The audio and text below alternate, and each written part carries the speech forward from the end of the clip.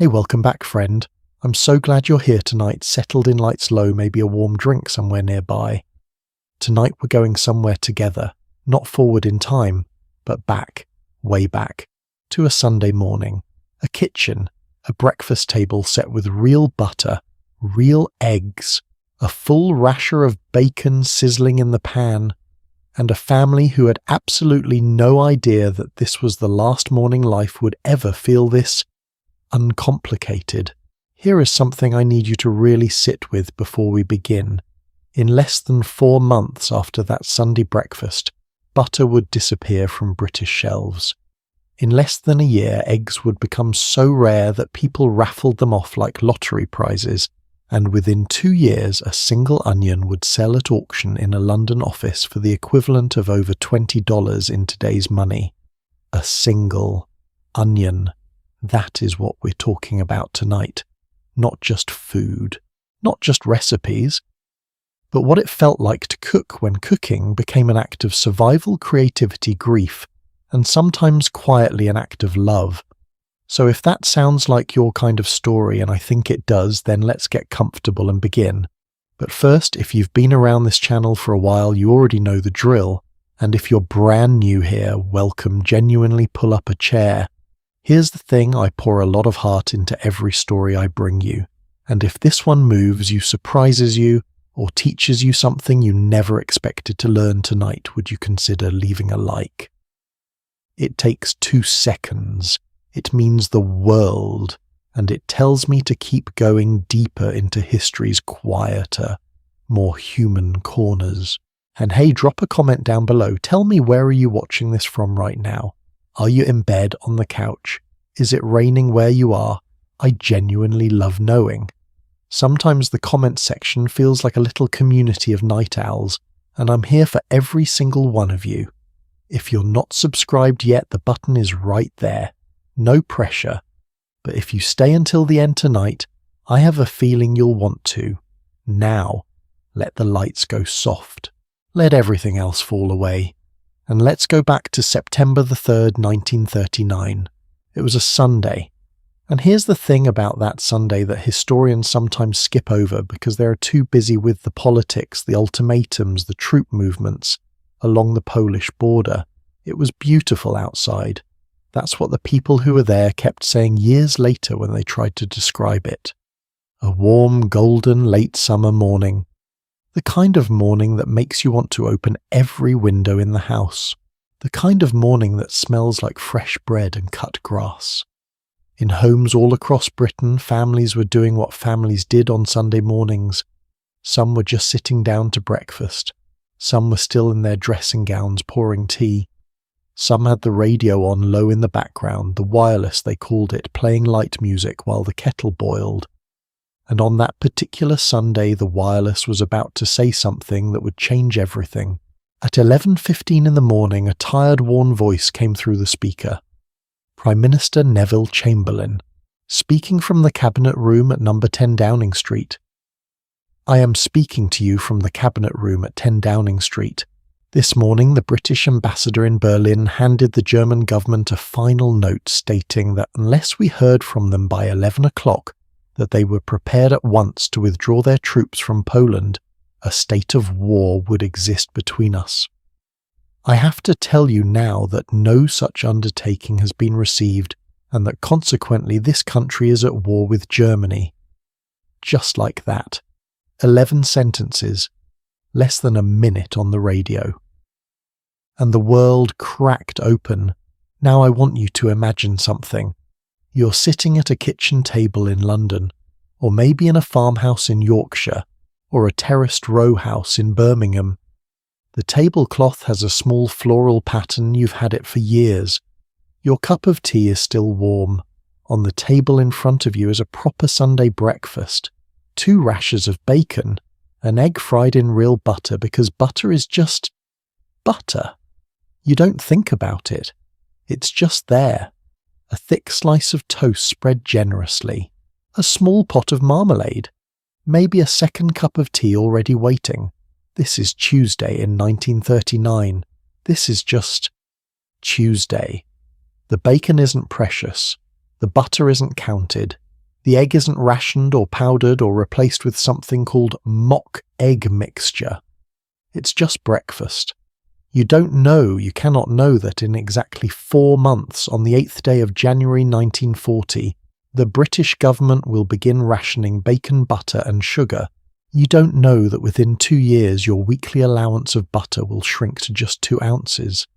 To put that in perspective, 2 ounces of butter is roughly the size of 1 small matchbox. That's it. That's your week.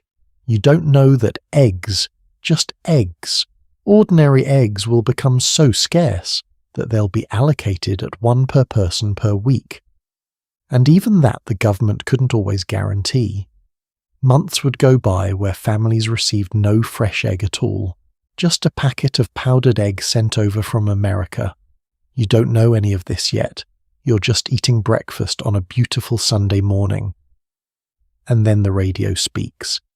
And somewhere deep in your stomach, beneath the warm food, beneath the tea, something shifts.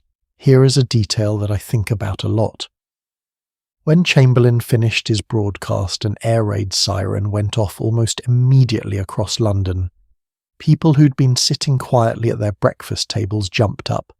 Children grabbed their gas masks. Families ran to shelters. It was a false alarm. The bombers weren't coming. Not yet. But the food on those breakfast tables, the half-eaten bacon, the cooling tea, the toast going soft, was left sitting there, abandoned in the rush.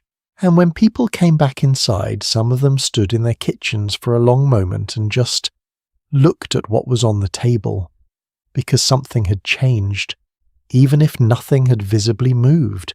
Even if the bacon was still there, and the butter dish was still there, and the marmalade jar was still there, the world those things lived in was no longer the same world. Now let me take you across the Atlantic for a moment. Because while Britain was already bracing for the long shadow of war, Americans were watching from a distance, concerned, yes, but not yet involved. Not yet rationing, not yet planting vegetable gardens in their front yards. The American kitchen in 1939 and 1940 was a place of relative abundance. Sugar flowed freely, meat was cheap, butter was something you bought by the pound without a second thought. But December 7th, 1941 changed all of that. The attack on Pearl Harbor, the bombing of the United States naval base in Hawaii, pulled America into the war overnight. And within weeks the government began building the machinery of rationing that would reshape how every American family cooked, shopped and ate for the next 4 years. By the spring of 1942, Americans were being issued their own ration books. Red points for meat, fish and dairy, blue points for canned and bottled goods, 64 red points per person per month, which sounds like a lot until you start doing the math at the butcher's counter. And here is the thing that strikes me most about this moment in American history. The United States, unlike Britain, was not an island nation under naval blockade. America was not being starved by enemy submarines prowling the ocean. The farms were still there, the cattle were still there, the food existed, but the country chose to ration anyway, because the food was needed elsewhere, for troops fighting in the Pacific, for soldiers crossing the Atlantic, for an entire continent of European allies who were in many places already going hungry. And that choice, the choice to give up abundance voluntarily for the sake of people you would never meet, is one of the quietest forms of courage in all of history. I don't think we talk about that enough. Let me introduce you to someone. Her name was Nella Last. She was a housewife in Barrow-in-Furness, a shipbuilding town on the northwest coast of England. In 1939 she was 50 years old. She kept a diary. Not a secret diary, she was actually one of thousands of ordinary British civilians recruited by the Mass Observation Project, a social research organisation that asked everyday people to write down what they were thinking, feeling and doing during the war. And what Nella Last wrote is extraordinary. On that first Sunday of the war, she wrote about sitting with her family listening to Chamberlain on the wireless. and then she wrote about going into a kitchen afterward. Not because she was hungry, but because the kitchen was the only place that felt real. She wrote that she put the kettle on again, even though she had already had tea, because the act of doing something ordinary, something with her hands, was the only thing that kept the panic from rising. The kitchen, she realized, was going to be her war, not the battlefield, not the factory floor.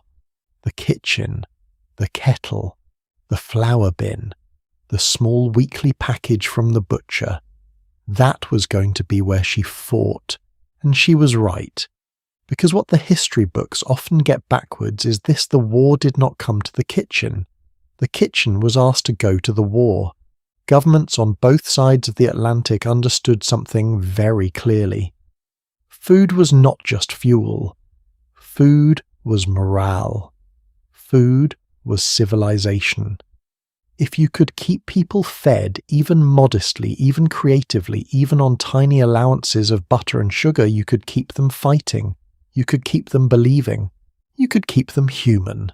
And if you couldn't, well, history has plenty of examples of what happens when a population goes hungry long enough. In Britain, before the war, the country imported roughly 22 million tons of food every single year.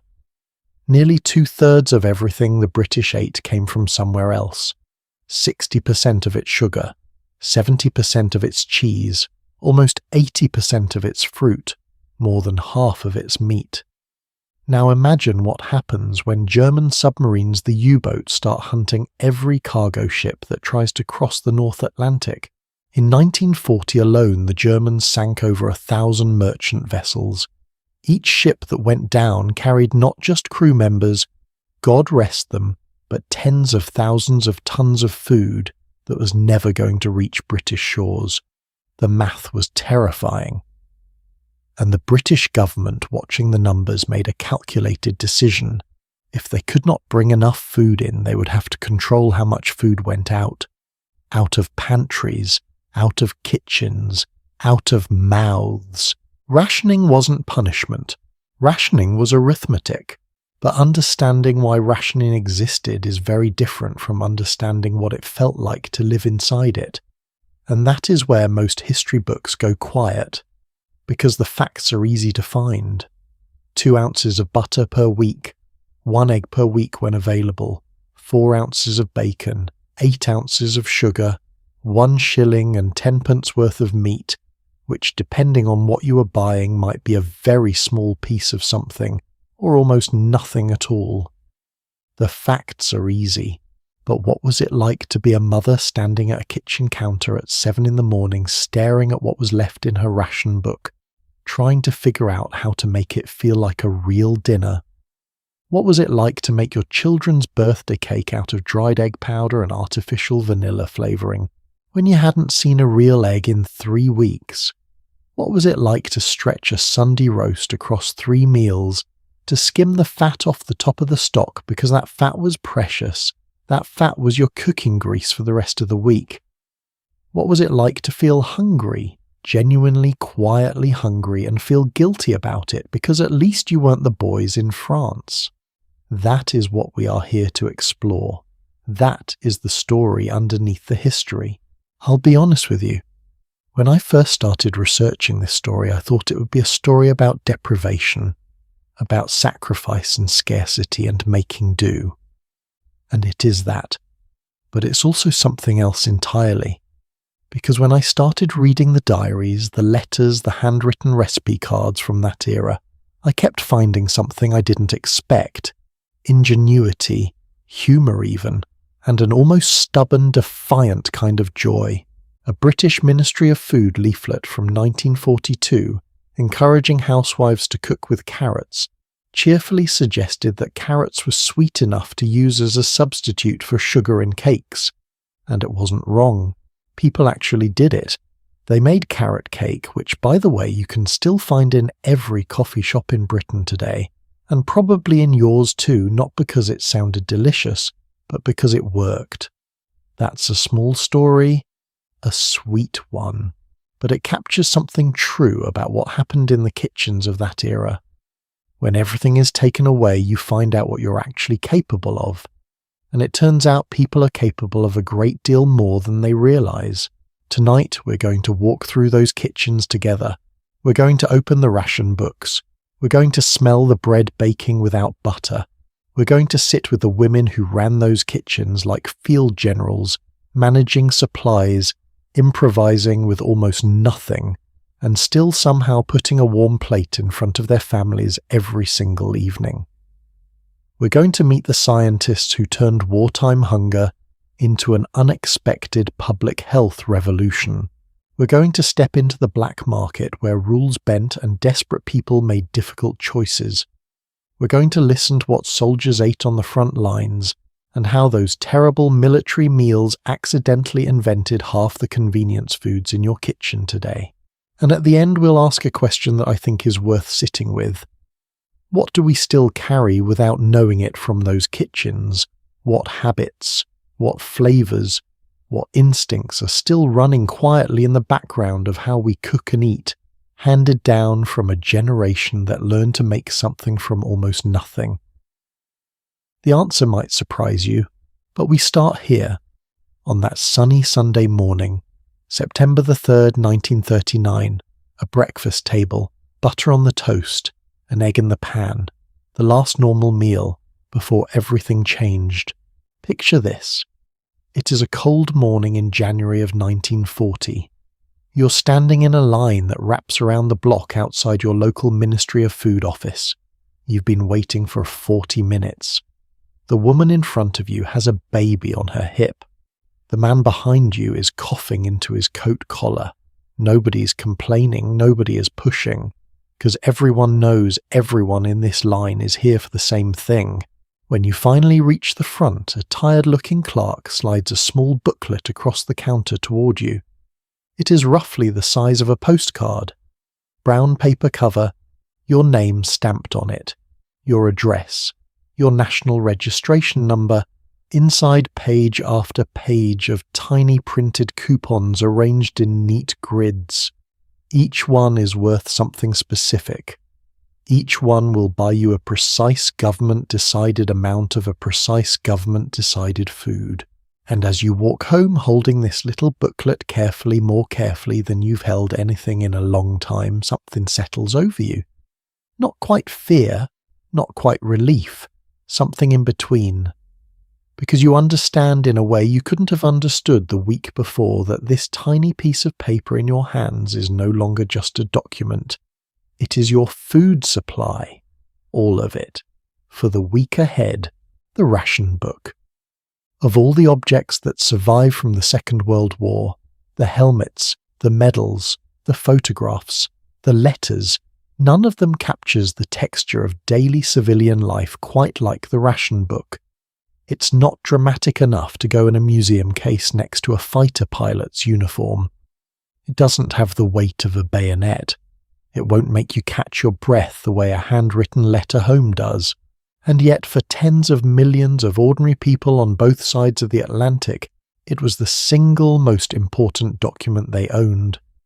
More important in some ways than their identity papers, because without money you might still eat.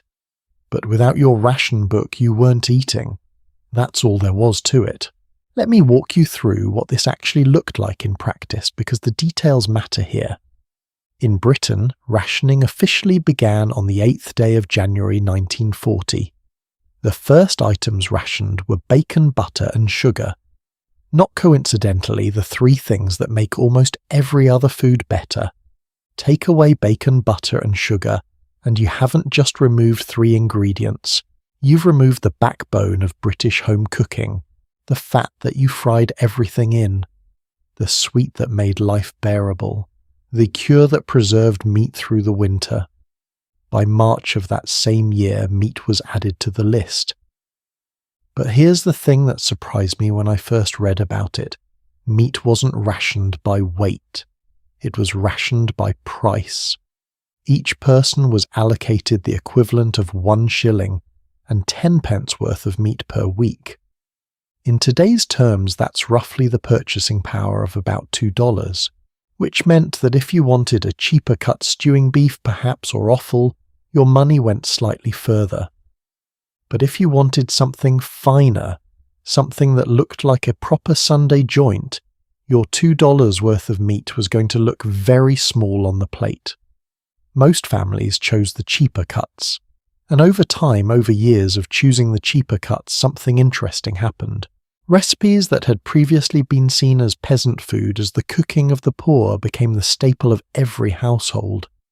Oxtail stew, tripe, pig's trotters, dishes that the middle classes had never touched before the war became the dinner on their table. Necessity has always been the great equalizer. Now I want to pause here and ask you something.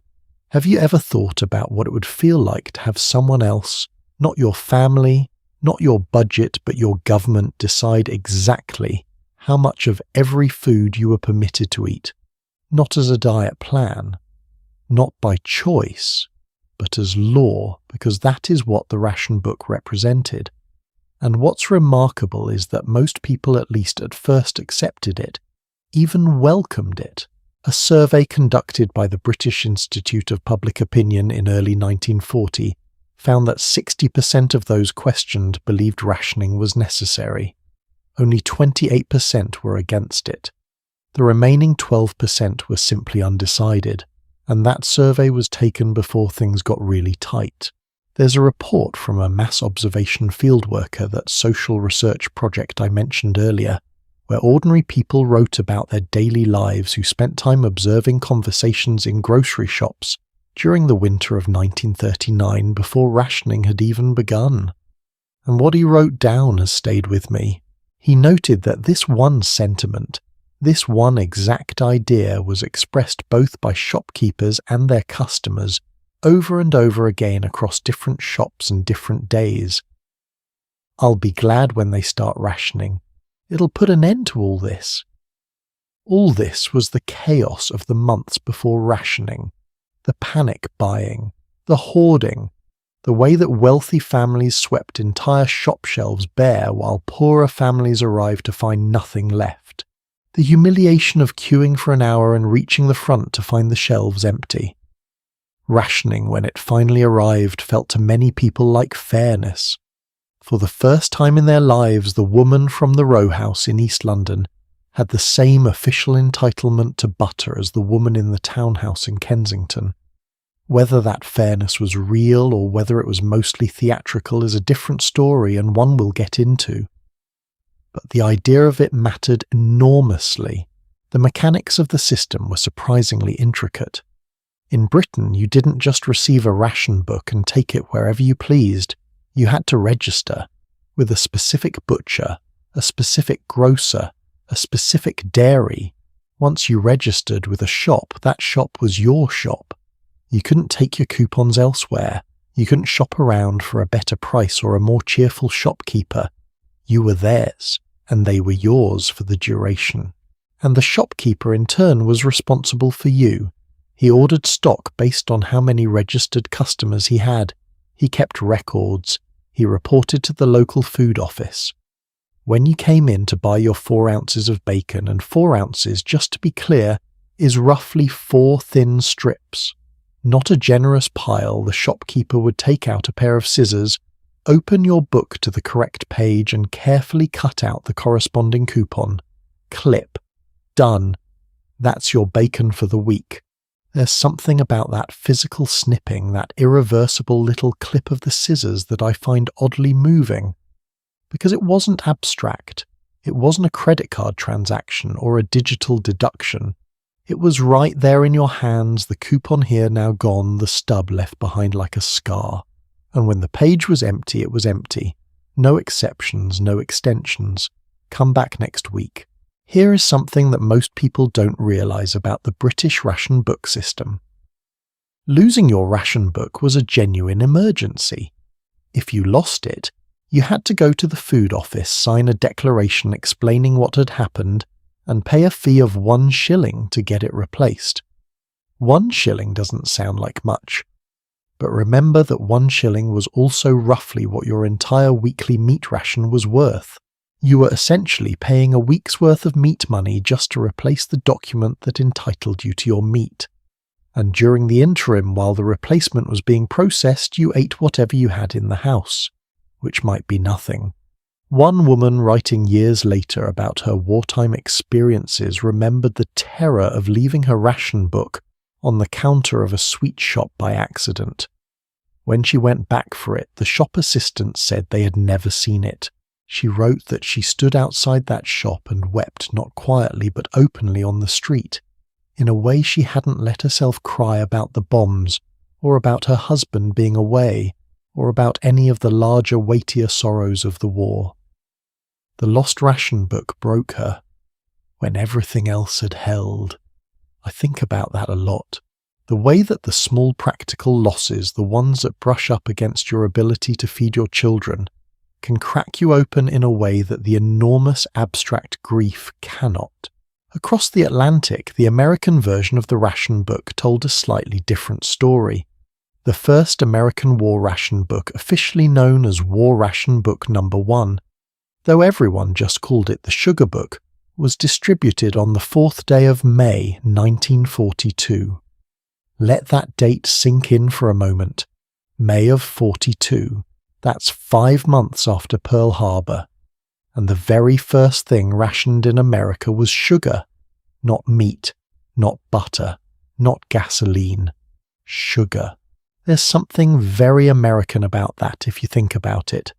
Sugar was the great democratic pleasure, the thing that sweetened the coffee, baked the cake, made the lemonade on a summer afternoon. To ration sugar first was to reach into the centre of everyday American comfort and say this too is part of the war now.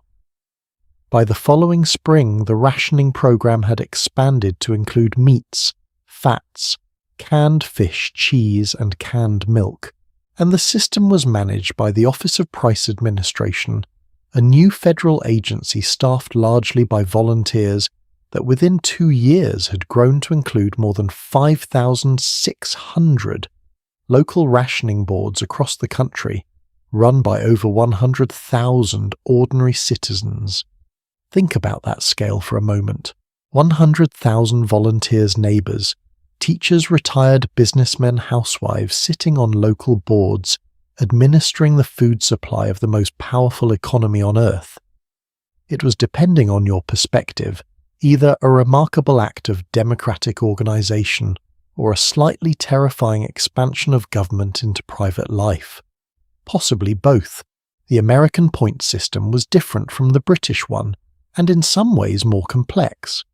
Each person, every man, woman and child, including babies, was issued ration points every month. 64 red points for meat, fish and dairy. 48 blue points for canned and bottled goods.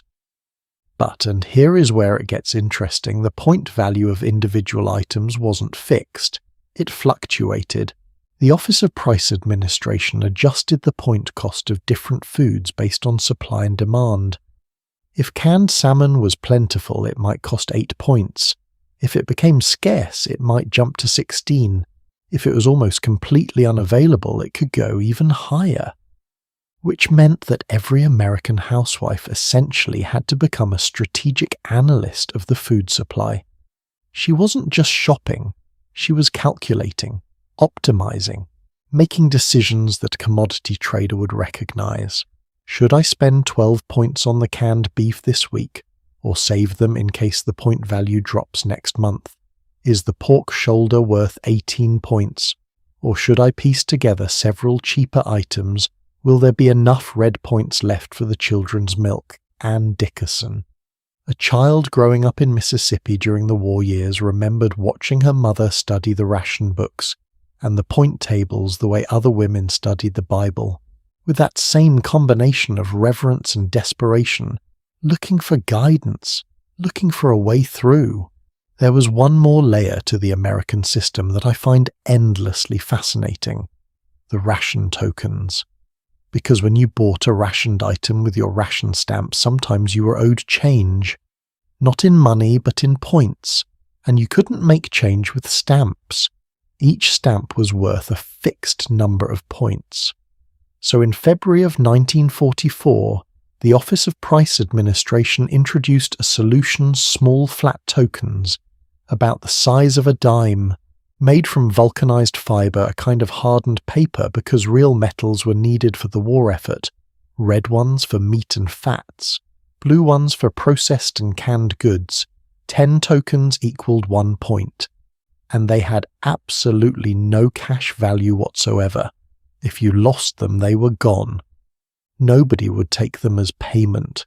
Nobody would redeem them for money. They existed only within the closed economy of the rationing system, and yet people kept them. People counted them carefully. People worried about losing them the way they worried about losing cash. Because in the world of 1944, America, these tiny fiber discs, these little coloured coins worth nothing outside of a grocery store, were as good as gold. That's what happens when you change the rules of scarcity. Worthless things become precious, and precious things sometimes become worthless. Let me give you a number that I think will stop you cold. In the United States, over the course of the Second World War, the government issued approximately 1 billion individual ration books.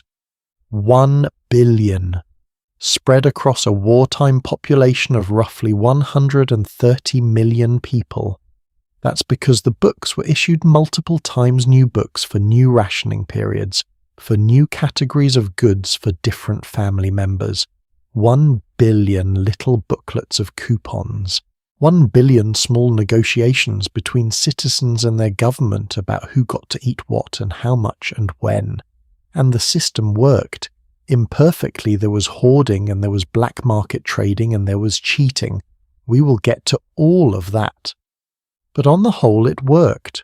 Food got distributed, troops got fed, the home front did not collapse, and for a brief strange period in American and British history, and in the histories of almost every nation touched by that war, food became a commons, a shared resource administered by collective decision, distributed by public will. Not because people were saints, but because the alternative was worse. I want to leave you with one more image from the ration book era, one that I think captures something true about what all of this felt like from the inside. There is a photograph taken in London in 1941. It shows a woman standing at a grocery counter in Chelsea. On the counter in front of her is spread out everything she's allowed to purchase for the week.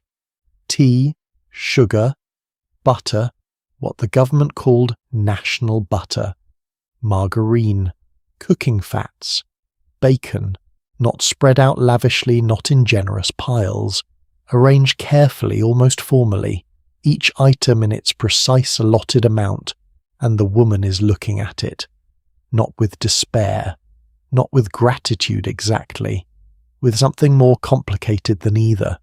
She's looking at it the way you look at a hand of cards you've been dealt, taking stock, planning, deciding what she can make. That expression on her face, that quiet, calculating steadiness, is, I think, the defining look of the wartime kitchen. Not glamour, not heroism, just a woman, her ration book and the week ahead, figuring it out. Something is nagging at me and I want to say it out loud before we go any further. When we talk about governments controlling food during wartime rationing, allocating, restricting, it's easy to imagine a kind of passive population quietly accepting whatever it's handed. People standing in line, people clipping their coupons, people making do. But that picture is only half the story, because on the other side of the ration book, on the other side of the government's desk, was something far more ambitious, far more calculated, and frankly far more fascinating than a simple policy of shortage management. There was a machine, a propaganda machine unlike anything the world had seen, aimed at something as intimate and as everyday as dinner. And understanding how that machine worked, who built it, what it said, and how it reached inside people's kitchens and changed the way they thought about food, is one of the strangest and most remarkable stories of the entire war. Let me start with a man named Frederick Markey. You probably don't know that name, but if you lived in Britain during the Second World War, you knew him by a different one. Uncle Fred. Frederick Marquet was the first Earl of Woolton, and in April of 1940, Prime Minister Winston Churchill appointed him Minister of Food. He had previously been the chairman of a major department store, not a politician, not a civil servant, a retailer, and that background turned out to be exactly what the job needed. Because Woolton understood something that most politicians miss entirely: you cannot change what people eat by telling them what to do. You change what people eat by making them want to do it. From the moment he took over the Ministry of Food, Woolton didn't just run an allocation department. He ran a marketing campaign, one of the most sophisticated, most creative, and most far-reaching marketing campaigns in the history of modern government. And his product was the idea that cooking carefully, cooking simply, and cooking with whatever was available was not just practical. It was patriotic. So what did that campaign actually look like? Let me give you the numbers first, because they are genuinely staggering. Every single week for the duration of the war, the Ministry of Food printed and placed 40 million food facts advertisements in British newspapers. 40 million. Every week.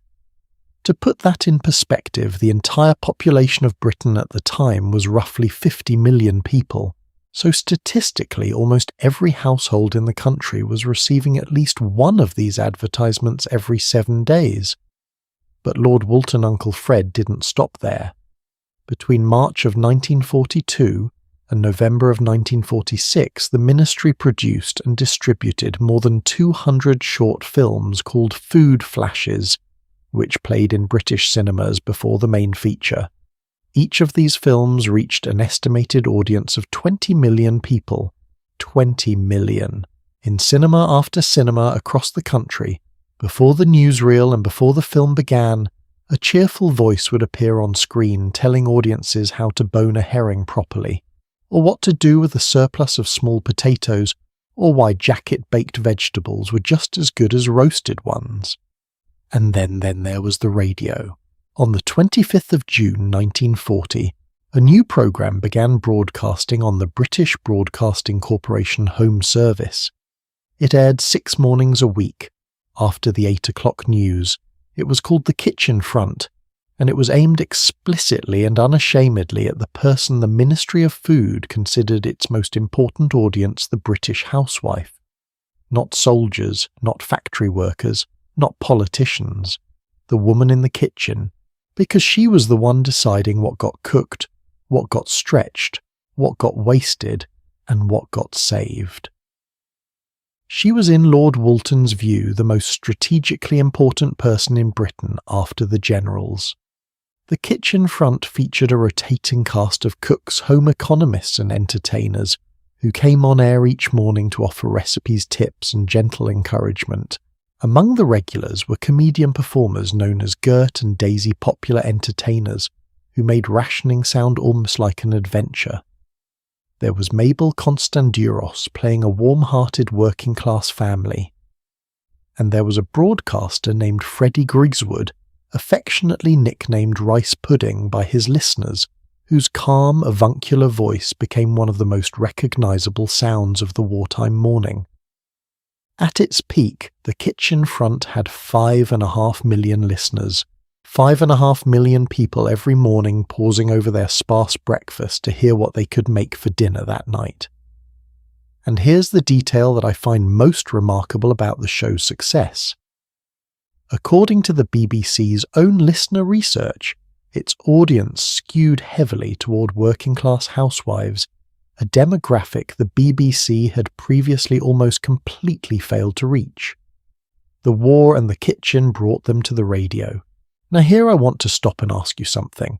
Think about the media you consume every single day. The podcasts, the videos, the social media feeds, the streaming services, all of it competing for a piece of your attention. And now imagine you are a housewife in 1941.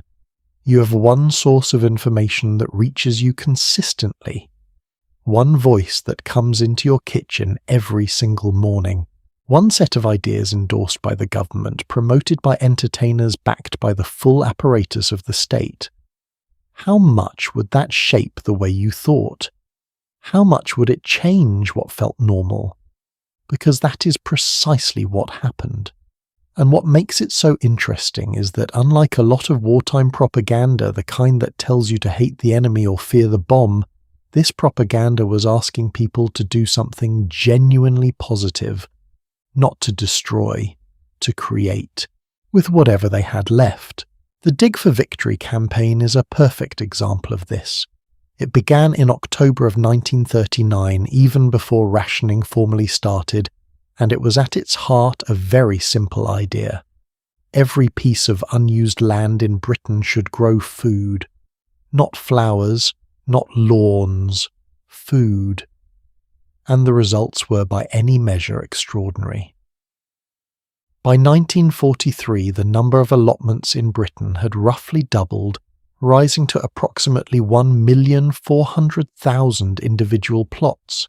Those allotments were collectively producing more than 1 million tons of vegetables per year. 1 million tons. Grown by ordinary people in their back gardens, on roof terraces, on railway embankments, in the moat of the Tower of London. Yes, that is real. The moat of the Tower of London was turned into a vegetable garden on the lawns of Kensington Gardens, which the Ministry of Food requisitioned and divided up for nearby residents to use as growing plots. Even Buckingham Palace was not exempt.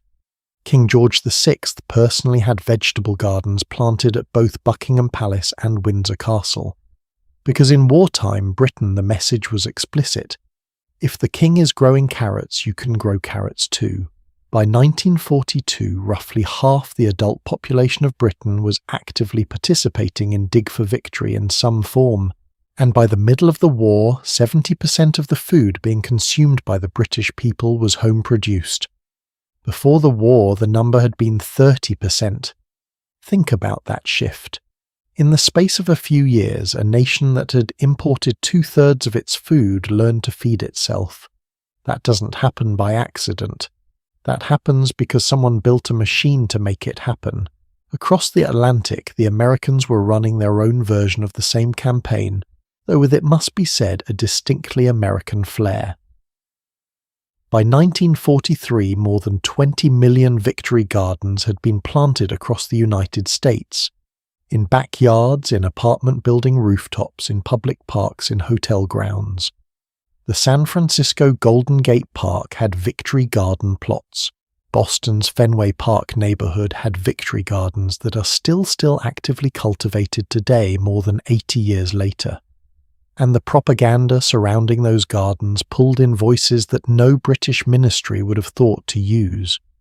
Batman and Superman appeared in American newspapers and comic books, taking time off from fighting the Nazi villains to tend their tomato plants.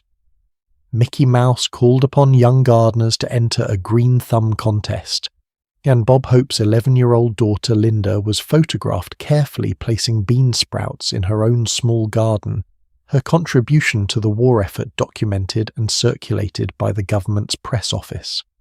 Even Vice President Henry Wallace got his hands dirty for the cameras. But the most famous victory gardener in America was also the one who faced the most resistance in getting her garden approved.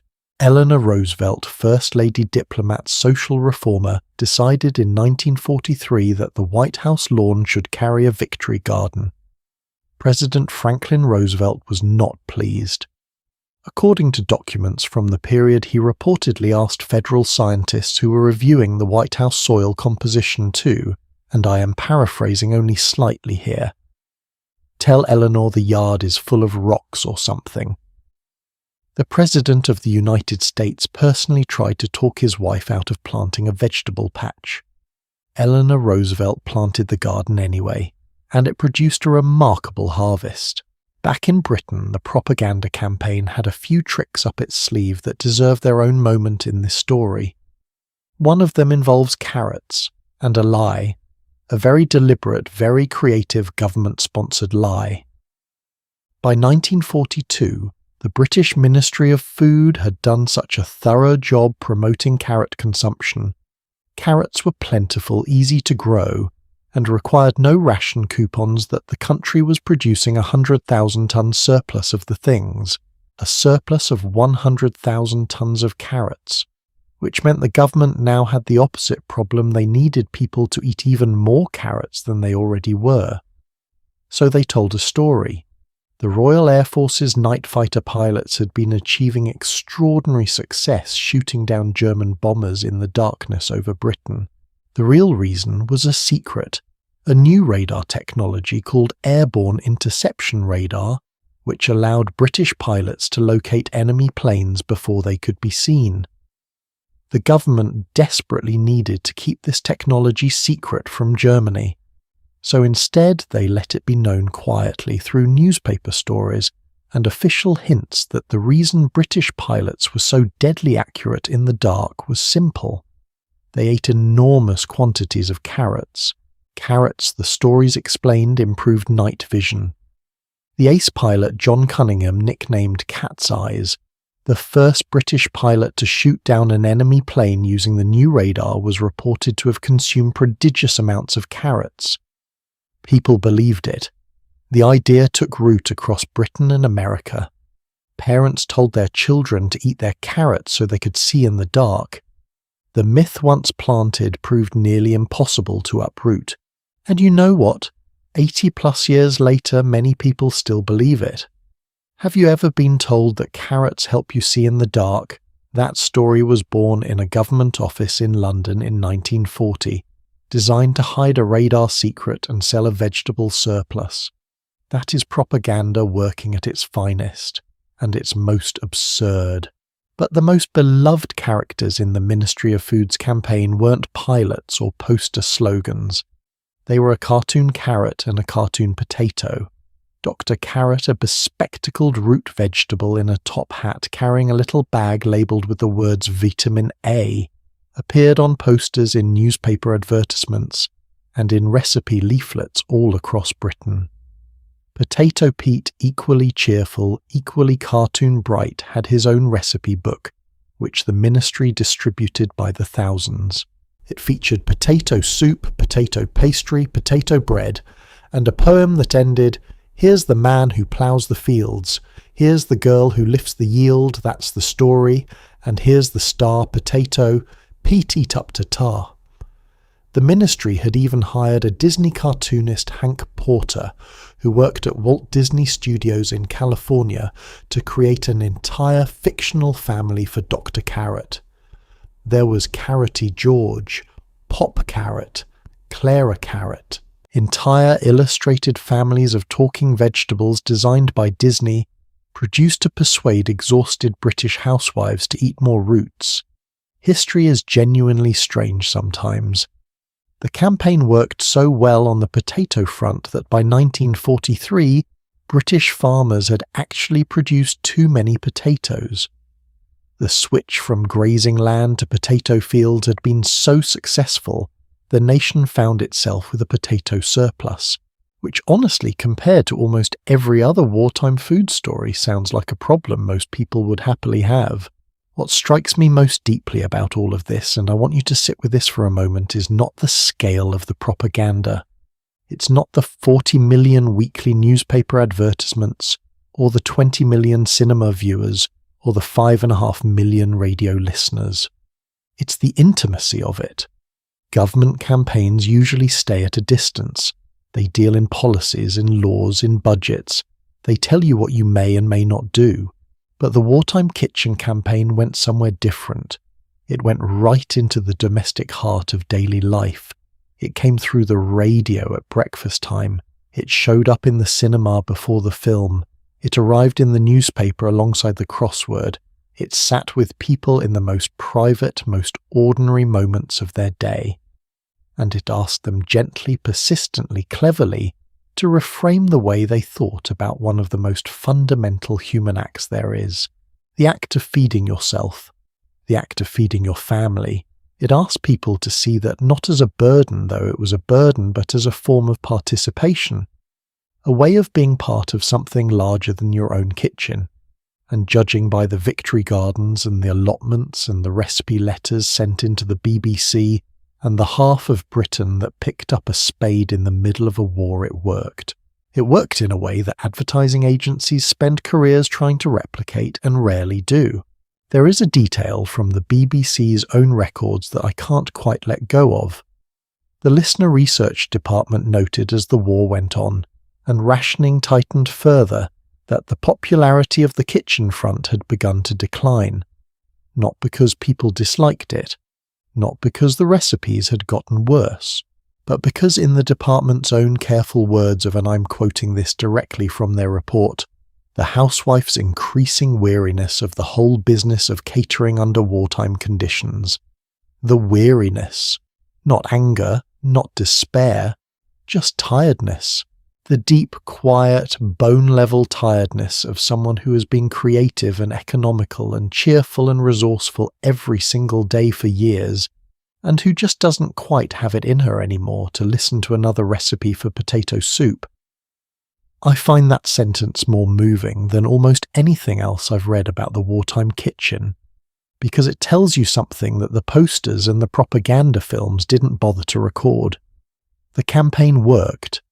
The campaign genuinely worked, but it worked by asking an enormous amount from ordinary people, and eventually ordinary people got tired. Which is, when you think about it, the most human thing in the world. There is a cookbook I want to tell you about. It was published in Britain in 1942. It is a slim thing, 64 pages, modest cover, modest title. It is simply called The Kitchen Front. Inside you will find 122 recipes.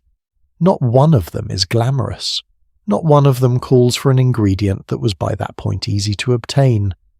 But what makes this little book remarkable is not the recipes themselves. It's the philosophy underneath them. Every single recipe in that book begins from the same quiet premise: you have very little. But you are not helpless, and then it shows you precisely, practically, without condescension, what you can do with very little. That philosophy, I would argue, represents something genuinely extraordinary about the human capacity to adapt. Because what happened in the wartime kitchen was not simply a matter of people eating worse food. It was a matter of people thinking differently about food, reimagining what it was, what it could be, and what it owed them. And some of what they came up with was so clever, so surprising, and so stubbornly delicious that it has never entirely gone away. Let's start with the egg. The egg is, in retrospect, a perfect illustration of the wartime kitchen's central challenge. Eggs are in almost everything: cakes, custards, sauces, breads, pancakes, meringues. Even a lot of savoury dishes start with an egg. And during the Second World War, fresh eggs became one of the most tightly controlled, most rationed, most passionately missed foods in both Britain and the United States. In Britain, by 1941, the fresh egg allocation had dropped to roughly 1 egg per person per week, and even that couldn't always be guaranteed. There were stretches of weeks, sometimes months, when no fresh egg appeared at all. So the governments on both sides of the Atlantic came up with a solution: dried egg powder. The idea was straightforward in theory. Take a fresh egg, dehydrate it into powder, seal it in a can or a packet, and ship it anywhere in the world without the need for refrigeration. By the mid-1940s, roughly a quarter of America's total egg production was being dehydrated and sent to allies overseas. In practice, the reality of dried egg powder was, let's be honest, a good deal less inspiring than the theory. British housewives who received packets of the stuff, often arriving in tins under the American Lend-Lease aid program, had to reconstitute the powder with water before using it. The result, when scrambled or baked with, was often rubbery, flat in flavour, missing the richness and lift that a real egg provides. One wartime diarist described scrambled eggs made from the powder as tasting, quote, like warm yellow disappointment. And yet, and here is the thing that interests me, people made it work. They mixed it into batter, they folded it into pies, they used it in custards where its blandness mattered less because you were going to flavour the custard anyway. They learned which applications tolerated the powder and which ones absolutely didn't, and they adapted. Because you adapt. When you have to, you always adapt. Now let me ask you something. Have you ever eaten carrot cake? Almost certainly yes. It's one of the most popular cakes in the English-speaking world. You can find it in every coffee shop, every bakery, every supermarket refrigerator. Cream cheese frosting, little marzipan carrots on top, you know the one. That cake exists in its modern, widespread, beloved form because of the Second World War. During the war, sugar was among the most heavily rationed items on both sides of the Atlantic. But carrots, as you'll remember from our time together in the last part of this story, were plentiful, promoted and unrationed. And carrots are naturally sweet. Grated into a cake batter, they provide moisture and a quiet, gentle sweetness that requires less added sugar to make the whole thing taste like a treat. The British Ministry of Food actively promoted carrot-based baking throughout the war. Carrot pudding, carrot jam, carrot flan, carrot fudge, which, if you're wondering, is exactly what it sounds like, and which apparently tasted better than you'd expect, but not as good as the real thing. And carrot cake, which didn't need to taste like a compromise, it simply tasted like cake. A food historian named John Stolarczyk, who has spent decades studying this period, actually tried making many of the wartime Ministry of Food recipes. And his verdict on carrot cake was straightforward. It worked, because it was genuinely good, not merely serviceable. The war didn't invent carrot cake, but it pulled it out of the margins of cooking and put it on every British kitchen table. And from there, it went out into the world. The next time you order a slice of carrot cake, you're in a very small and slightly strange way tasting the Second World War. But of all the wartime culinary inventions, and there were many, none captures the spirit of the era quite like a recipe that most people in America today have never heard of. And it is, I think, the most audacious act of kitchen creativity that the entire war produced. It is called mock apple pie. And here is the thing about mock apple pie: it contains no apples, not a single one. Instead, it uses crackers, specifically a brand of buttery round crackers that were widely available in American grocery stores throughout the war. The recipe goes roughly like this. You take approximately 36 crackers and crumble them into the bottom of a pie crust. Then you make a syrup from water, sugar, lemon juice, cream of tartar and cinnamon. You pour the syrup over the crackers, you seal it with a second pie crust, and you bake it until golden. The crackers, as they absorb the syrup and soften in the heat, collapse and shift and break down into a filling that, and this is the part that sounds impossible, actually tastes like apples. It smells like apple pie, it has the texture of apple pie, and a professor of sensory science who studied the phenomenon in the post-war years concluded that most people blind tasting it genuinely could not distinguish it from the real thing. No apples, but real pie. The recipe was widely printed on the back of cracker boxes during the war, and it spread from kitchen to kitchen across the country. Women shared it in letters.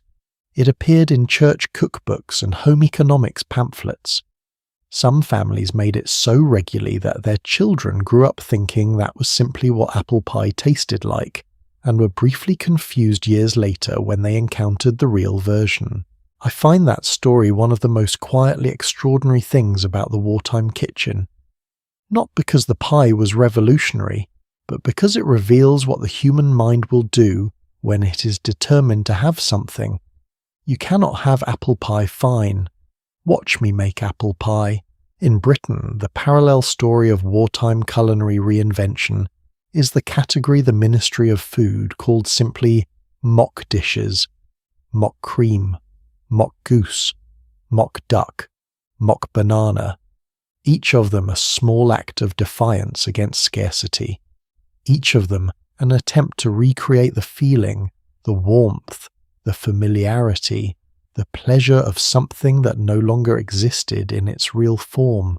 Mock cream was made by whipping margarine together with sugar, and if you were lucky, a small quantity of milk or condensed milk. The result was something that looked reasonably like whipped cream held its shape when piped onto a cake, and tasted depending on the quality of your margarine and the amount of sugar you were allowed, somewhere between pleasantly sweet and definitely not cream. People used it on birthday cakes, on trifles, on the kind of small celebration desserts that had to be made even in wartime because some occasions demand cake rationing be hanged. Mock goose, which sounds like it should be a children's book character, was a dish assembled from potato sage and apple, shaped and roasted to roughly evoke the form of a bird. It never fooled anyone about what it was, but it gave a Sunday dinner the feeling of occasion of ceremony that a plain plate of vegetables simply didn't provide. And then there was mock banana. This one requires a moment of pause because it is both the most desperate and somehow the most poignant of all the wartime substitutions. During the war, bananas effectively disappeared from both Britain and occupied Europe. They were an imported tropical fruit, and the cargo ships that once brought them had been diverted or sunk. British children who were born in 1939 and grew up during the war had in many cases never seen a banana, had never tasted one, knew them only as a word that adults used with a kind of distant, wistful fondness. The Ministry of Food's solution was to suggest a substitute mashed parsnip, mixed with a small amount of banana essence flavouring, spread on bread, and served to children as banana sandwiches. I'm going to give you a moment to sit with that. Mashed parsnip with banana extract on bread. Was it convincing, reader? It was not convincing. Children who ate it knew on some level that this was not banana. But some of them ate it anyway because it was sweet, and because the adults in their lives said it was banana, and because children generally believe the adults in their lives are trying their best. And maybe that is the truest and most heartbreaking lesson of all these mock recipes. They were not really about the food.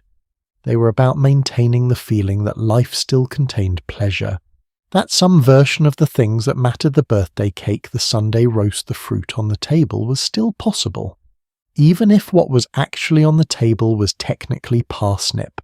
There is another wartime baking miracle I need to tell you about because it has never quite gotten the recognition it deserves. It is called wacky cake, or depression cake, or war cake. It goes by several names, and it was baked on both sides of the Atlantic in various forms throughout the war years. The recipe requires no eggs, no butter, no milk. It is made with flour, sugar, cocoa powder, baking soda, salt, vegetable oil, vinegar and water. You mix the dry ingredients. You add the wet. You bake. And it rises. It browns. It comes out of the oven smelling of chocolate and tasting genuinely, surprisingly, defiantly like cake. The trick is the chemistry. Vinegar reacts with baking soda to produce carbon dioxide bubbles, which give the batter its lift in the same way that eggs would in a conventional recipe. No eggs needed. The oil replaces the butter, providing moisture and richness. And cocoa powder carries enough flavour to mask what might otherwise seem missing. This cake was in its own way a small act of scientific creativity in the kitchen, and it worked not because the cook knew food chemistry, most of them didn't, but because someone somewhere had simply tried enough combinations until they found one that produced something worth eating. Trial and error, patience, and a refusal to accept that cake was now impossible.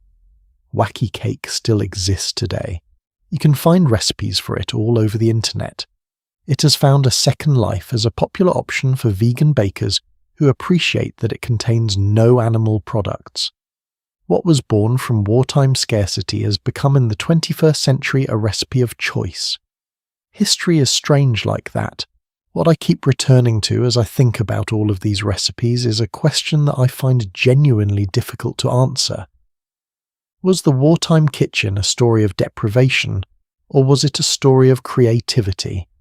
And I think the honest answer is both, simultaneously, inseparably. The deprivation was real. People missed food. They longed for it. A British woman named Margaret Patten, who became one of the most celebrated food writers in post-war Britain, worked as a home economist for the Ministry of Food during the war.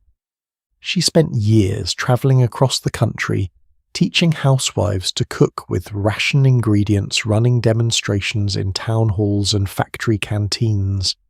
She said years later that what she remembered most was not the inventiveness, it was the longing. The way women's eyes would light up when she mentioned a recipe that used real butter, even in a tiny amount. The way the smell of a cake, baking any cake made of whatever was available, could fill a kitchen with something that felt for a moment like normalcy. Food is not just fuel. It never has been. It is memory. It is comfort. It is the smell that makes you feel safe. It is the taste that takes you home.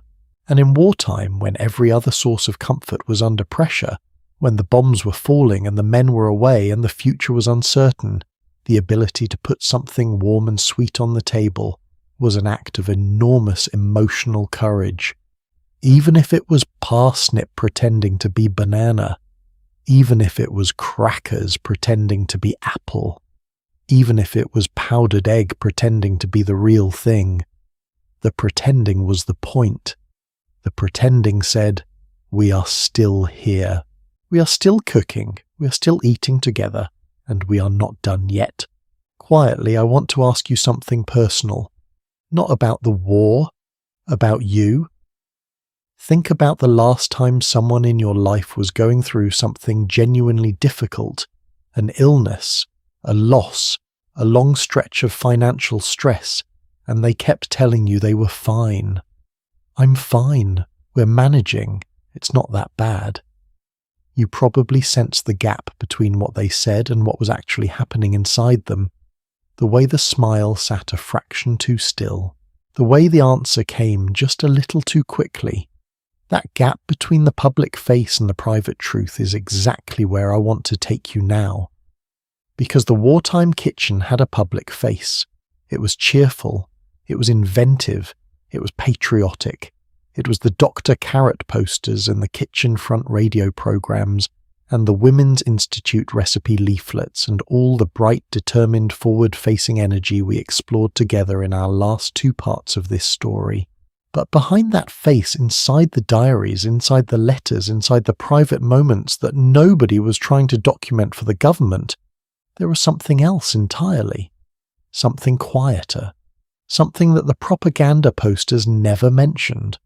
And something that I think matters enormously if we want to truly understand what it felt like to cook in that era.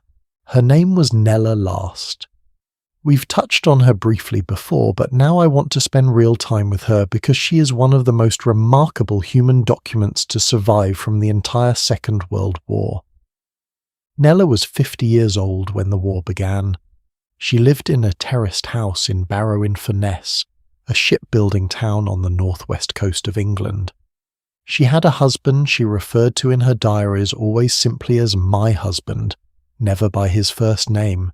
She had 2 adult sons, one of whom went off to serve in the army. She kept chickens, she made dolls for charity. And from September of 1939 until almost the end of her life, writing for the Mass Observation Project, she wrote down what happened every single day. Not in polished prose, not with any expectation of being published or remembered, just what happened, what she cooked, what she thought, what she felt. And it is in those unguarded pages that the real story of the wartime kitchen lives, not the version on the poster, the version in the heart. Reading Nella Last's diaries, you notice something that takes a while to name. She was a gifted cook. That comes through immediately. She took pride in what she put on the table, in her ability to coax something satisfying out of very little. She found genuine pleasure in the act of feeding people, of seeing her family eat well. But underneath that pride, running through the diaries like a low current of electricity, was an anxiety that never quite went away. Not fear of bombs, not dread of the telegram. Something more specific and more domestic than either of those. The anxiety of the ration calculation.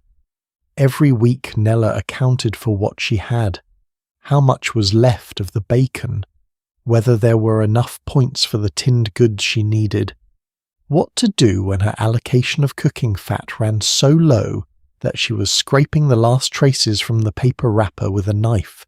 She wrote about these calculations with a kind of weary precision that is almost painful to read.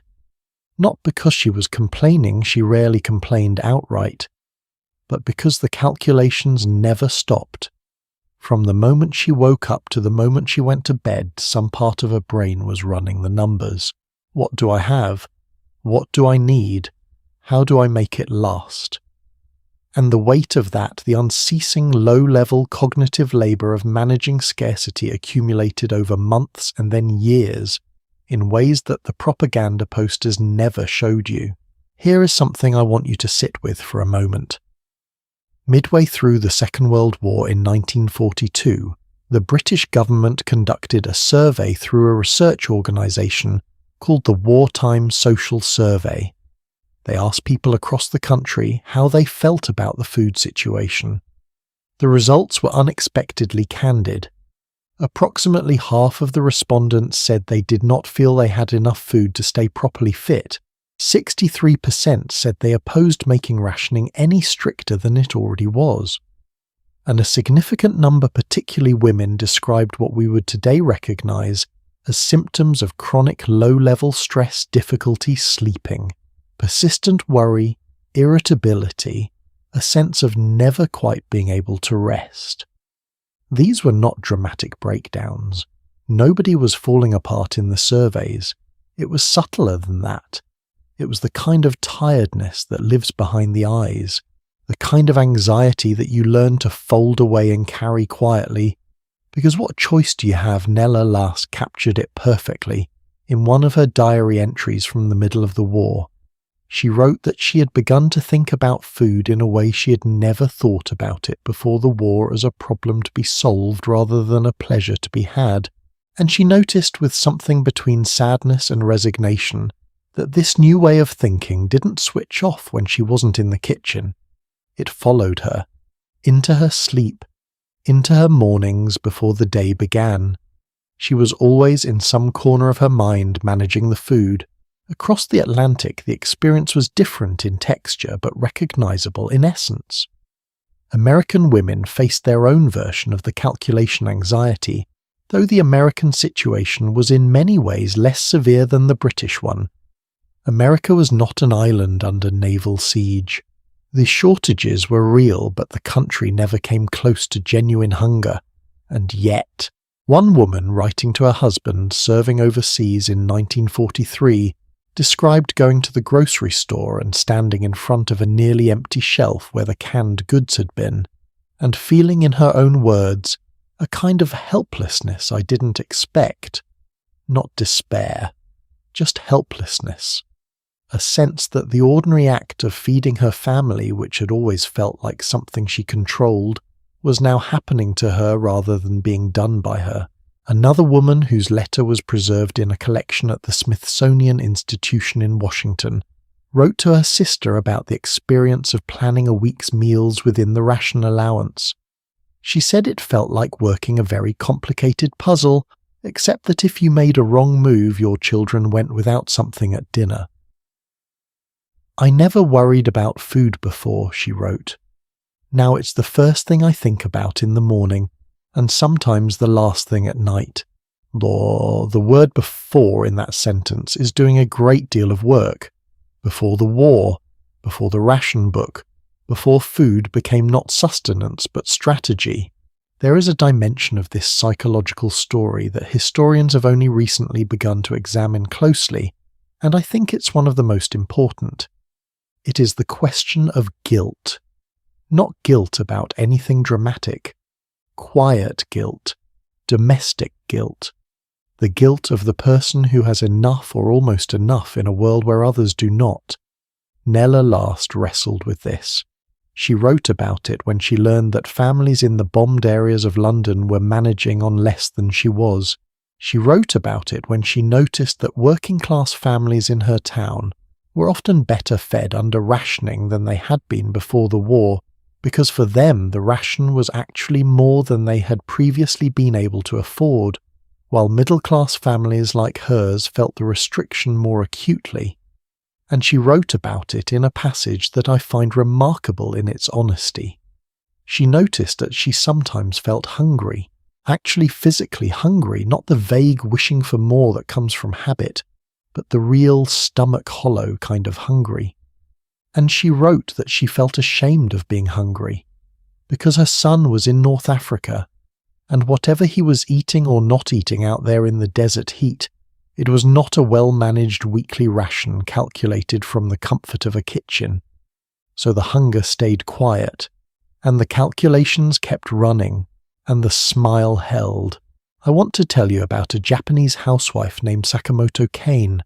She lived in Kochi, a city on the southern island of Shikoku during the war years, and she kept a diary too. In one entry she wrote about going to the community distribution centre and receiving only shrimp and swordfish, no pork, no beef, and describing the growing sense of shortage around her with a phrase that I find extraordinary. She wrote, "I have the feeling that little by little there will be shortages, but that in war we must aim for frugality even in small ways, and we must be careful about waste for the sake of the country." For the sake of the country. She was not complaining. She was not asking for more. She was accepting the shortage as her contribution, her offering her piece of the war. And there is something almost unbearable about that quiet acceptance when you hold it up against what we know about what Japan was asking of its civilian population at that point in the war. The sacrifice was total, the frugality was deep, and still in her diary on that particular evening, Sakamoto Kane was grateful for the shrimp and worried about wasting it. What strikes me reading these women's words across the distances of culture and ocean, and 80 years of time, is how consistent the experience was. Not the specific foods, not the specific systems, but the interior shape of it, the constant calculation, the guilt that sat alongside the hunger, the smile that held even when the mind behind it was running on tired, and the way that cooking, which had always been at its best an act of love and creativity and pleasure, became during those years something else, not unloving, not joyless, but weighted. Heavy with responsibility in a way that no recipe leaflet or radio program could quite address. Because the Ministry of Food could tell you how to make a casserole with turnips, but it couldn't tell you how to stop lying awake at 3 in the morning wondering if you'd planned the week's meals efficiently enough. It couldn't tell you how to feel when your child asked for a second helping and you had to say no. It couldn't tell you what to do with the shame of being hungry when your husband was somewhere in Europe eating whatever the army gave him. Those things lived outside the leaflets, in the private spaces, in the diaries nobody expected to be read. Nella last wrote something near the end of the war that I want to share with you because I think it is one of the most quietly devastating sentences in any wartime diary I have ever read. She had spent years managing the household with care and patience and considerable skill. She had learned to make do, to stretch, to substitute, to plan. She had fed her husband and herself and her sons when they were home on leave, and she had done it well. And she knew she had done it well. But she wrote that sometimes in the evenings after dinner, sitting in the kitchen with the dishes done and the rations counted for the next day, she had a feeling she struggled to name. Not sadness, not exactly, more like a low, steady ache. The ache of having spent years being very careful about something that should never require quite so much care. The ache of a person who has been responsible and competent and quietly brave, and who understands in some deep and wordless way that nobody will ever quite know how much that cost. Here is the final thought I want to leave you with from this part of our story. When we talk about the wartime kitchen, when we celebrate the ingenuity, the carrot cakes, the mock apple pies, the victory gardens, the cheerful broadcast voices telling you to make the most of your ration, we are telling a true story. But it is only the public face of the story. The other face, the one that Nella Last and Sakamoto Kane and the unnamed woman who wrote to her husband about standing in front of empty shelves and feeling helpless, that face is just as true and just as important. Because understanding that both faces existed and that ordinary people carried both of them at the same time every day for years, that is what it means to really understand what it felt like to cook in the Second World War. Not just the recipes, the weight of them. Let me put a question to you before we begin this part of the story, and I want you to answer it honestly, not the answer you'd give in polite company, but the real one. If your child was hungry, not dangerously hungry, not starving, but genuinely, persistently going to bed with an empty stomach hungry, and you knew that a few streets away someone had food, extra food that technically belonged to a system of rules that was supposed to ensure everyone got their fair share, would you follow the rules, or would you feed your child? Most of us in the privacy of our own honest reflection know the answer, and the people of the Second World War knew it too. Which is why the black market, that murky, uncomfortable, endlessly fascinating parallel economy, was not the province of gangsters and criminals alone. It was the province of ordinary people, mothers, farmers, shopkeepers, grandmothers with hidden bacon under floorboards, and city dwellers cycling into the countryside with empty baskets and coming home with something that would make dinner possible. The term they used in Britain was blunt and expressive. They called the black market traders spivs. Not a flattering word.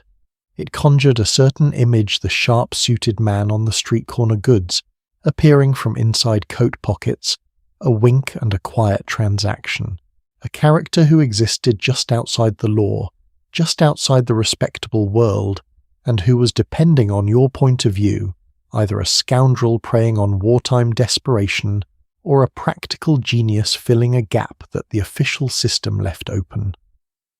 The British government's official position was clear. Under legislation passed during the war dealing on the black market could result in a fine of up to £500, a colossal sum at the time, equivalent to many months of wages for most working families, plus up to 2 years in prison, plus 3 times the total value of whatever you had been caught selling. 3 times the value, on top of everything else. Treason of the very worst kind. One member of Parliament called it.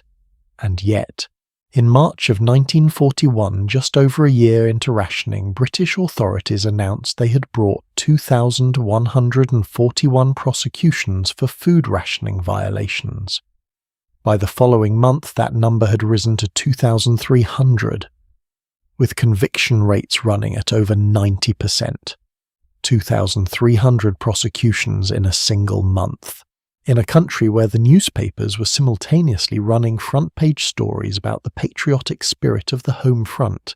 Here is something that I think changes how you understand the black market, and it comes from a quiet personal recollection preserved in the historical record. An older man interviewed years after the war described growing up on a farm in rural England. Under the rationing regulations, farmers were permitted to slaughter a certain number of pigs per year. When they did, the corresponding amount was deducted from their household's meat allocation. The books were supposed to balance, but this man's family, like many farming families, killed 2 pigs and declared 1. The second pig, he said, was hidden. One side of bacon was wrapped in muslin cloth and concealed beneath a false floor under the shop window. When the food inspector came to count the livestock, they found exactly what they were supposed to find, and then the inspector left, and the family had bacon for months. It was the best bacon I've ever tasted, the man said decades later. There is no guilt in that sentence, no hesitation, just the best bacon.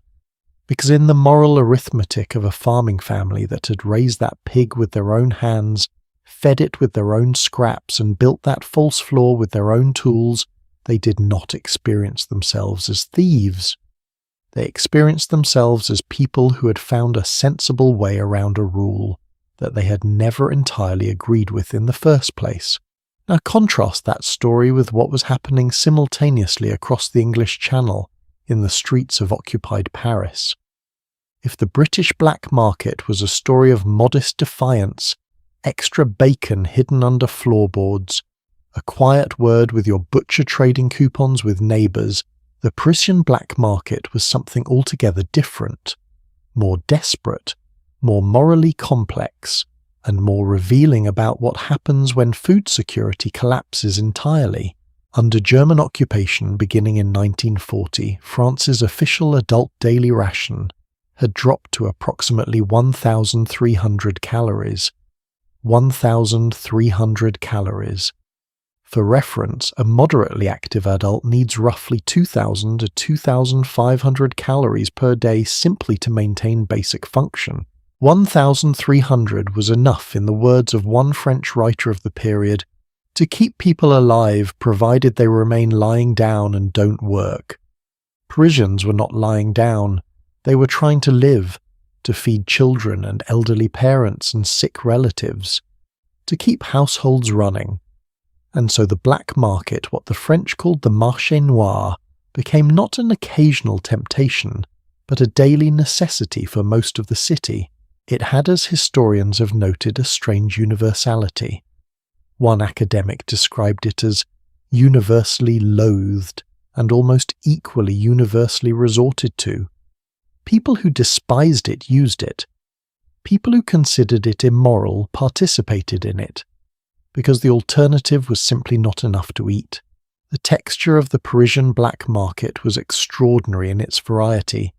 At its most modest level, it was non-smokers quietly selling their tobacco coupons to smokers who needed them. It was neighbours breeding rabbits, and in some cases guinea pigs in their bathtubs to sell as a small protein supplement to the family down the hall. It was the unemployed man quietly exchanging his food tickets for cash, because keeping a roof over his head required money he didn't otherwise have. At the next level up, it was what the French called les cyclistes, the cyclists. Ordinary city people who would board a train or bicycle out to the countryside on weekends where food was somewhat more plentiful and quietly buy directly from farmers. They returned to Paris with concealed parcels tucked into bags and coat linings, a little butter here, a few eggs wrapped in cloth there, sometimes a small piece of meat. Enough to make a proper meal possible, enough to feel briefly like a person rather than a number on a ration form, and the farmers who sold to them. They did not, in most cases, experience themselves as lawbreakers. The official price ceilings for their produce were in many cases set below their actual cost of production. The Vichy government was requiring them to sell at a loss. Selling privately at a realistic price felt to most of them not like criminal activity, but like economic common sense. When researchers studied this period closely, they found that the black market in occupied France operated along two distinct logics. The first was profit, the obvious motivation of people who saw an opportunity to make money from shortage. The second was something more human and more complex, the desire to feed your family, your friends, your neighbours, your community. Two different motivations, two different kinds of people, but both operating in the same grey space between the law and what felt right. Back in America, the black market was playing out along its own particular lines. And in America, the villain of the piece, in the popular imagination at least, was meat. From the moment meat was added to the American rationing program in March of 1943, the shortage was acute and the temptation was immediate. Meat was, as food, historians have noted, deeply embedded in the American sense of self, a symbol of success, of abundance, of what it meant to have made it. The Office of Price Administration estimated that roughly 17 to 20% of the entire national meat supply was trading through black market channels. 20%, 1/5 of all the meat in the country. The press coined a term for it that tells you everything you need to know about the cultural temperature of the moment. They called it meat-legging, as in bootlegging, as in the way illegal alcohol had moved through American society during Prohibition, because the comparison felt apt. People were going to have their meat the same way they had gone to have their whiskey, and no amount of government regulation was going to change that. The operations could be elaborate. Cattle were diverted from regulated markets and driven to unregistered slaughterhouses facilities that operated without government inspection, without health standards, and without any accountability whatsoever. The meat that came out of those places went straight onto black market distribution chains. One news report from 1943 described at least 800 head of cattle being diverted from a single market in a single day. 800 cattle gone into the shadow economy of American dinner tables. Here is where the story gets morally interesting, and I hope you'll stay with me through this because I think it's worth thinking about carefully. The Office of Price Administration's own administrator, a man named Chester Bowles, admitted openly that the majority of black market activity was not being conducted by professional criminals. He said, and I'm paraphrasing closely, most of our activity is concerned with violations on the part of hitherto reputable individuals or firms. Hitherto reputable, not gangsters, not organized crime, ordinary businesses. 1 in 15 American businesses, wholesale, retail and service, was charged with some form of illicit transaction during the war years. 1 in 15. And the Office of Price Administration's own figures showed that 1 in 5 of all business establishments in the country received at least a warning for suspected violations. These were not shadowy criminals. They were your local butcher, the shop owner on the corner, the wholesaler who supplied half the restaurants in town, people who had looked at the gap between what the law required and what their customers were asking for and had made a very human calculation. So where does that leave us morally? Let me be honest about this, because I think the honest answer is more interesting than the comfortable one. The black market was not a simple story of good citizens and bad criminals. It was a story about the limits of what people will accept and what they won't. In Britain, where the rationing system was widely seen as fair and the sacrifice felt genuinely shared, the black market stayed relatively modest. A false flaw here. A quiet transaction with a friendly shopkeeper there. Widespread, yes, but not systemic.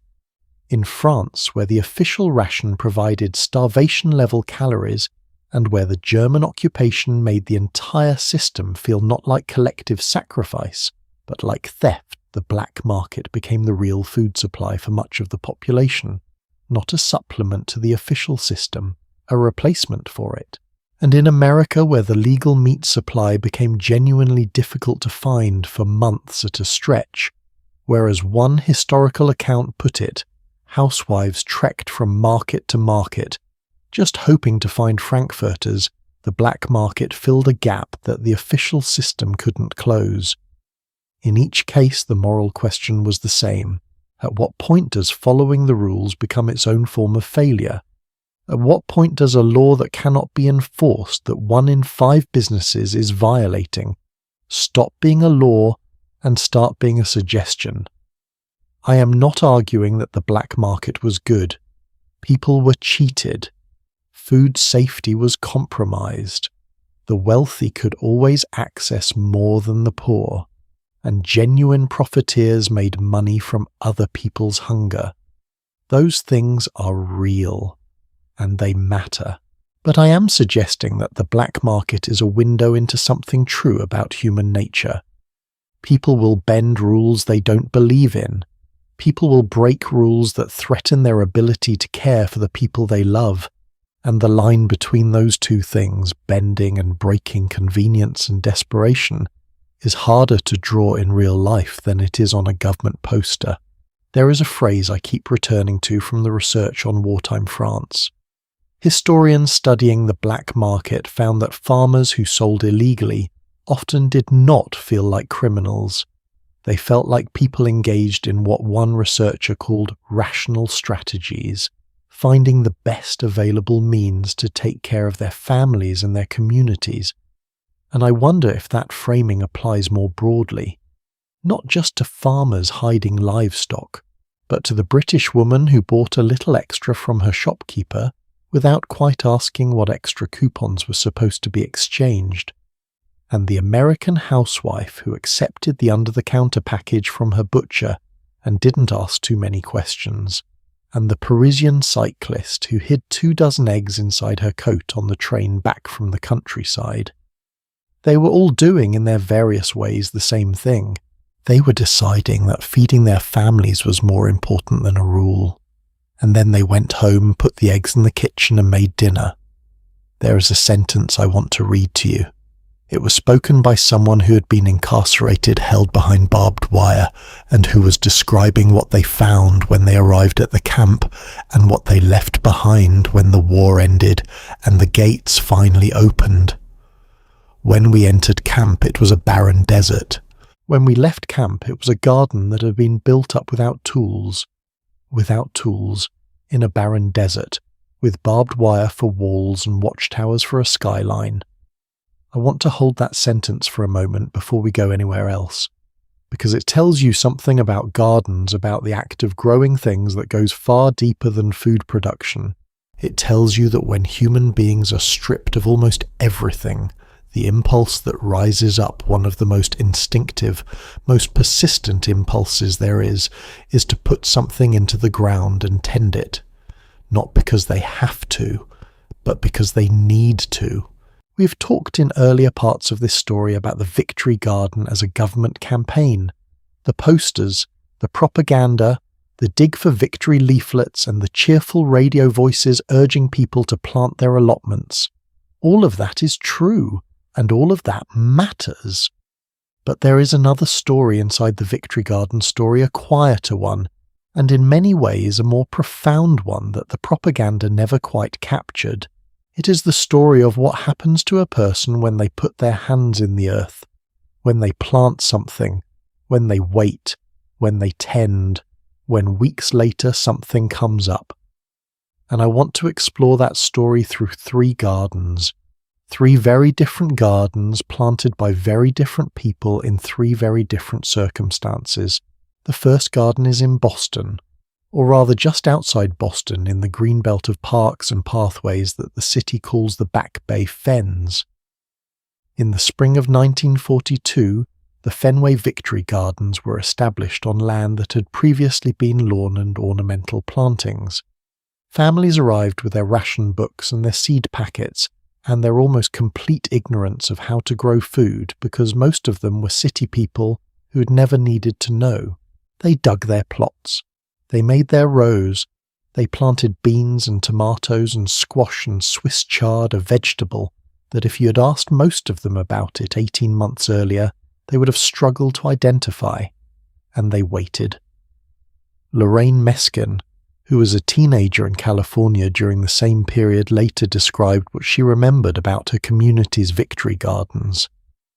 Our whole social life, she said, was built around the war, around the garden specifically, around the shared work and the shared knowledge, the experienced gardener, 2 plots over showing you how to thin your seedlings, the neighbour offering you tomato starts because she had too many, the slow communal accumulation of skill in a community that had started from almost nothing.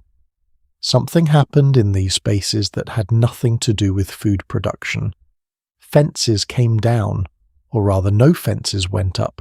In a country where race and class and neighbourhood affiliation kept people in carefully maintained separations, the Victory Garden plots pressed people up against each other, elbow to elbow, plot to plot. You could not grow tomatoes in silence and solitude when someone's bean vines were threading through your fence. You had to talk, you had to negotiate, sometimes you had to share. And in the sharing, the casual, soil-grimed, slightly competitive sharing of people who were all trying to figure out the same thing, something neighbourly happened. By 1943, the Fenway Victory Gardens were producing food. Real food. Not supplement to the ration book food, but genuine pride-producing look-what-I-grew food. Nearly 20,000 community gardens like them were scattered across the United States that year. 12 million in cities, 6 million on farms, and together they were producing approximately 40% of all the fresh vegetables consumed by the American civilian population. 40%. 2 in every 5 vegetables on an American dinner table in 1943 came from someone's backyard or a community plot or a hotel grounds or a rooftop in Brooklyn. Not from a factory, not from a distribution system, from someone's hands and someone's time and someone's patient attention to a piece of ground. The United States Department of Agriculture had initially been skeptical about the whole enterprise. Professional agricultural officials worried that amateur gardeners would waste seeds and cause more problems than they solved. They lobbied against the program in its early months. But the numbers silenced the objections. In 1943, the government's own data showed that Victory Gardens were providing a genuine and substantial contribution to the national food supply, one that the commercial agriculture system under wartime strain simply could not have managed alone. And still the statistics tell only part of the story. The second garden I want to tell you about is in Britain, specifically in the shadow of one of the most recognisable monuments in the world. In 1942, allotment plots were dug in the park grounds surrounding the Albert Memorial in the heart of London. Onions, growing in the shadow of the Albert Memorial. There is something about that image that I find quietly extraordinary. Not the onions themselves, though onions were precious enough in wartime Britain that they were raffled off as prizes at local fundraisers, but the location. The Albert Memorial was commissioned by Queen Victoria after the death of Prince Albert. It is ornate gilded, imposing one of the most unapologetically grand monuments in a city that was not short of grand monuments. It was designed to make you feel the weight of empire and history, and in 1942 people were growing vegetables in its shadow. Because at the same moment both Buckingham Palace and Windsor Castle had had their ornamental gardens replaced with vegetable plots at the personal direction of King George VI. If the king was growing carrots, the Albert Memorial could grow onions. But here is what strikes me most about the British allotment experience beyond the numbers and the symbols. It was for many of the people who participated the first time they had ever grown anything. A radio gardening program called In Your Garden, presented by a beloved broadcaster named Charles Middleton, drew 3.5 million listeners every Sunday afternoon during the war years. 3.5 million people, sitting around the radio, learning how to grow potatoes, and then going out and doing it.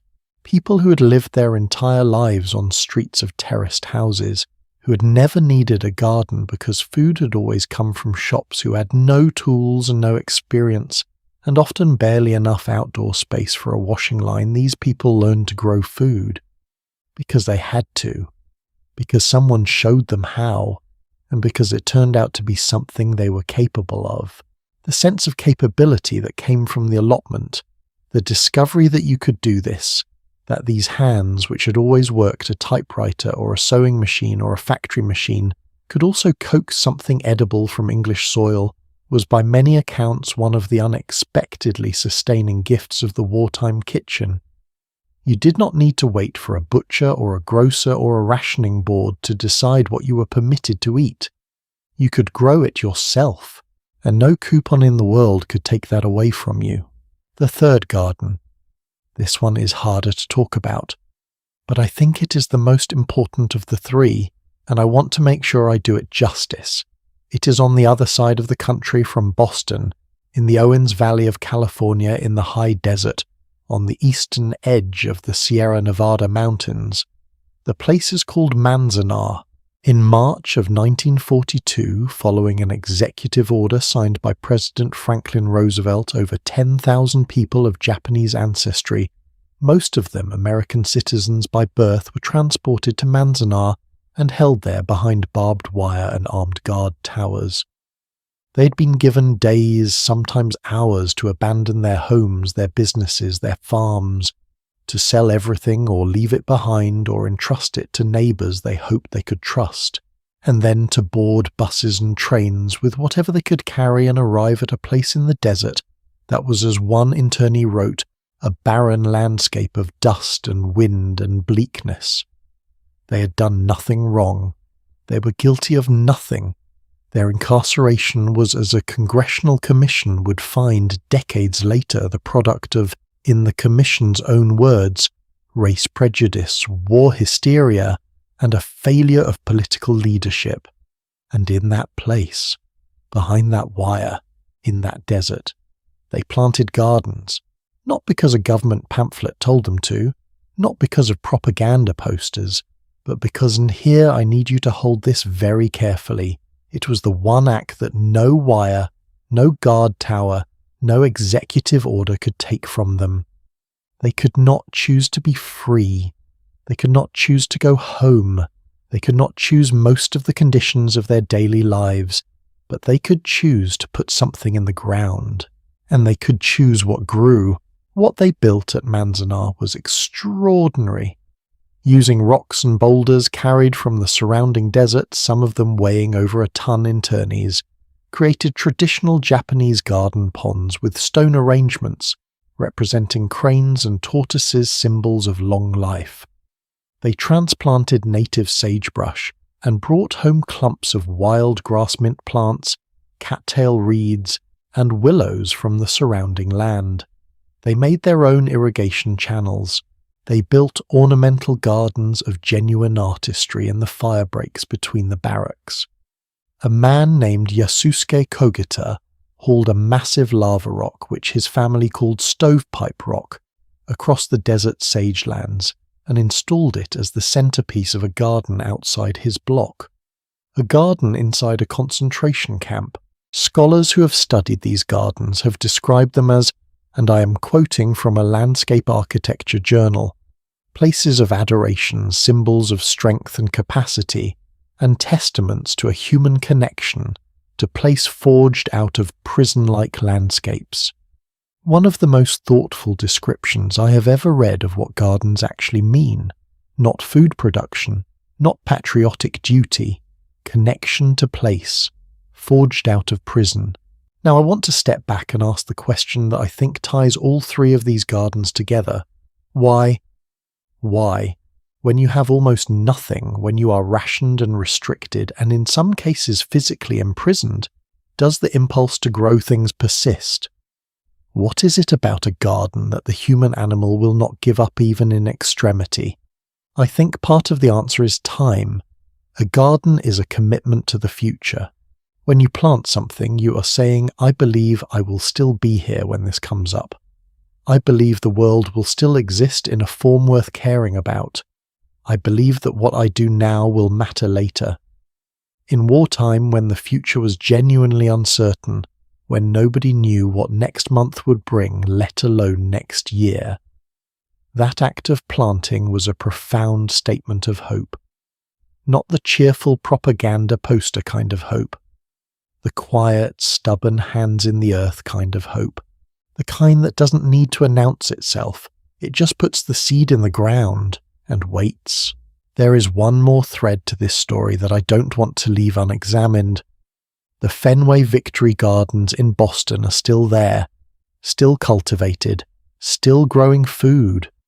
More than 80 years after they were first planted in wartime by people who mostly had no idea what they were doing. They're one of the last surviving public examples from the Second World War Victory Garden movement, and they are there because the community that grew around those plots refused to let them be taken away when the war ended, and the official need for them was gone, because something had happened in those gardens that went beyond food. A woman who gardened at Fenway in the post-war years, interviewed for a historical record of the site, said something I have been thinking about ever since. She said she came to the garden originally because of the vegetables, but she stayed because of the people, and she came back every year for decades because the garden was where she felt she understood something about herself that she could not quite access anywhere else.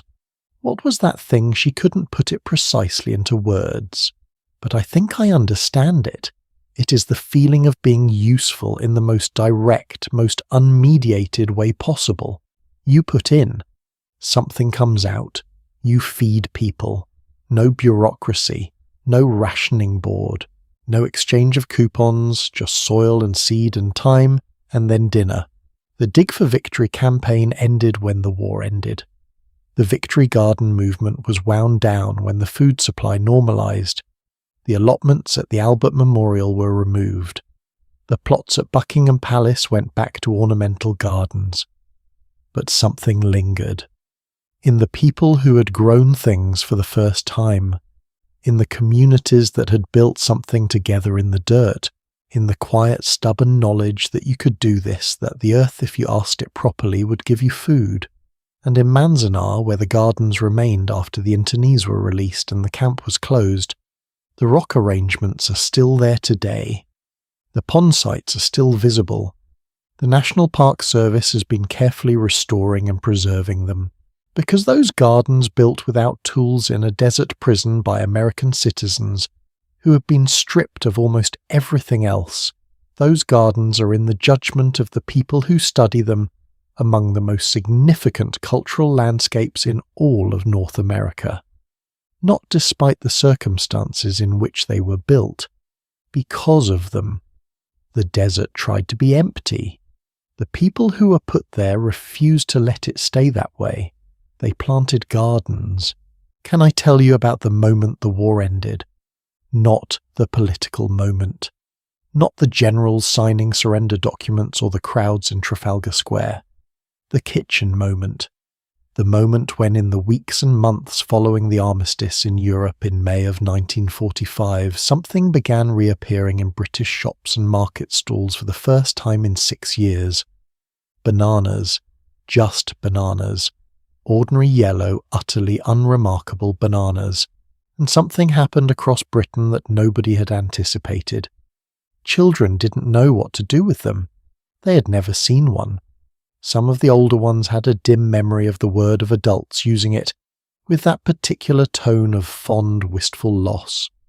But the children who were born in 1939 or 1940, the ones who had grown up entirely inside the war, had no frame of reference whatsoever. They held this strange yellow object in their hands.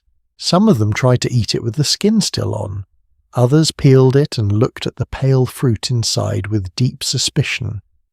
A few took a cautious bite and only then understood what all the fuss had been about. There are accounts of this moment scattered through wartime memoirs and oral history collections, and I have found it impossible to read them without feeling something catch in my chest, because what it tells you in the most gentle and ordinary way imaginable is just how completely the war had remade the world these children knew. Feeding children during the Second World War was in many ways the most complicated and emotionally weighted part of the entire wartime kitchen story, because adults could accept scarcity. They could understand rationing in ideological terms. They could tell themselves and genuinely mean it that going without was a form of participation in something larger. But children don't experience scarcity ideologically. They experience it in the stomach and in the moment, and without the context that makes sacrifice feel purposeful rather than simply confusing. When a child asked why there was no pudding, the truthful answer was complicated, because the sugar allocation for the week had run out, because the merchant ships bringing cane sugar from the West Indies were being hunted by German submarines, because of strategic military priorities and the logistics of global conflict. Most mothers simply said because there isn't any, and then moved on to the next thing. That gap between the geopolitical reality and the child's unanswered question was one of the countless small heartbreaks of the wartime kitchen. But here is the thing that surprised me most in researching this part of the story. And I need you to hold this carefully, because it seems counterintuitive at first. The children of the Second World War, particularly British children, were by the end of the conflict physically healthier than they had been at the beginning. Not marginally healthier, measurably, documentably, statistically healthier. Infant mortality rates in Britain fell to their lowest levels ever recorded during the war years. The rate of stillbirths dropped to 3/4 of what it had been before the war. Children who grew up on wartime rations were on average taller and sturdier than the generation before them. Rickets declined. Tooth decay declined counterintuitively because sugar was rationed. Tuberculosis deaths among children fell. The British government's own chief medical officer, Dr. Wilson Jameson, broadcast these results to the nation in December of 1944. He said, speaking on the radio, "After 5 years of war, we still have a good story to tell. The most sensitive index of a nation's general health is probably the proportion of infants dying in the first year of life.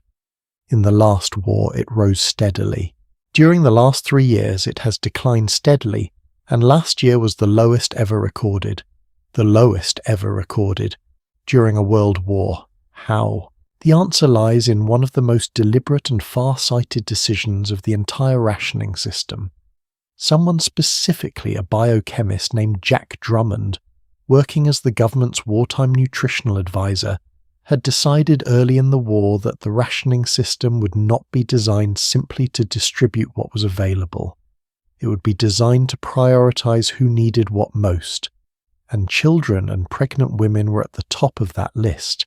While ordinary adults received a weekly ration of 1 egg, if an egg was available at all, children received priority access to additional eggs and milk. While ordinary adults received no free supplements of any kind, children under the age of 2 received blackcurrant syrup free of charge, later replaced by bottled orange juice sent from America. Pregnant women and nursing mothers received subsidized milk and had first access to whatever fresh fruit managed to reach the shops. The Green Ration book issued to children under 5 entitled them to a daily pint of milk double the ordinary adult allocation, and there was cod liver oil. I want to take a moment with the cod liver oil because it represents something genuinely moving about this period when you understand the context. The Ministry of Health had identified in the early months of the war that children, particularly urban children living in the blackout, getting less sunlight, eating restricted diets, were at risk of vitamin deficiency. Vitamin D deficiency specifically, which causes rickets. The solution was cod liver oil, which if you have never taken it is not something that makes you think, yes, please more of that. It is oily. It has a strong, distinctly fishy taste. It leaves an aftertaste that persists. For small children, it was a daily encounter with something they almost universally hated. And yet, millions of British children lined up for their daily spoonful. Mothers administered it firmly. Children swallowed and made faces, and the rickets stayed away. One elderly man interviewed decades later for an oral history project described growing up in Scotland during the war. He said his mother would pour big spoonfuls of cod liver oil into him before school. He remembered it vividly, the smell, the taste, the shudder that came after. But he also said with what sounded like genuine pride, "We were an extremely healthy family." There is something in that testimony that I find deeply affecting. The cod liver oil was not pleasant. The spoon was not offered with apology. It was administered because his mother understood in whatever practical way mothers understood such things, that her job was not only to feed him what he wanted, her job was to feed him what he needed. And so she did. Every morning for years, without ceremony or complaint, that is love in a spoon. There is another chapter of the wartime child nutrition story that most people outside Britain have never heard of. It involves rose hips. In the summer and autumn, wild rose hips, the small red oval seed pods of the dog rose grew in abundance, along British hedgerows and in the countryside. And when the war disrupted blackcurrant supplies and made obtaining vitamin C for children genuinely difficult, someone at the Ministry of Health looked at the research from Kew Gardens and had a realization. Rosehips were, according to that research, a nutritional powerhouse. Weight for weight, they contained more vitamin C than almost any other plant material available in Britain, and they were free, growing wild, everywhere, in a country that needed vitamin C urgently, and couldn't easily import the citrus fruit that would normally provide it. And so the government created something called the Rosehip Products Association, and it recruited the children through schools, through scouts and girl guides, through local community organisations. Children across Britain were enlisted as rosehip gatherers. They went out into the fields and hedgerows in the autumn with baskets and bags, picking the small red pods from the brambles. They brought them to collection points where the hips were weighed and sent to facilities around the country to be processed into national rosehip syrup, a standardised product, a measured dose of a teaspoon a day for young children, each teaspoon providing half a child's daily vitamin C requirement. Millions of children spent wartime autumns picking rosehips in the countryside, and the vitamin C that those rosehips provided helped protect a generation from the effects of a restricted wartime diet. It is one of the most quietly ingenious things about the entire wartime nutrition story. The children gathered their own medicine from the hedges. They just didn't know that's what they were doing. You might be wondering, and it would be a fair thing to wonder how the mothers of these children felt. Feeding a child when you are rationed, when the sweet ration is 12 ounces for a 4-week period, barely a child's handful of sweets. When there is no chocolate, no ice cream, no birthday cake in the ordinary sense. When the birthday cake, if there is one, is made with dried eggs and artificial sweetener and mock cream and decorated as bravely as its creator can manage. Graham Zeitling, who was 9 years old when the war started and kept clear memories of those years, recorded his recollections for the Imperial War Museum. He said that for 6 years, he never saw a banana or an orange or any tropical fruit at all. His mother cooked with what was available. She made potatoes in at least a dozen different ways, he said. He had 3 meals a day. He did not go hungry.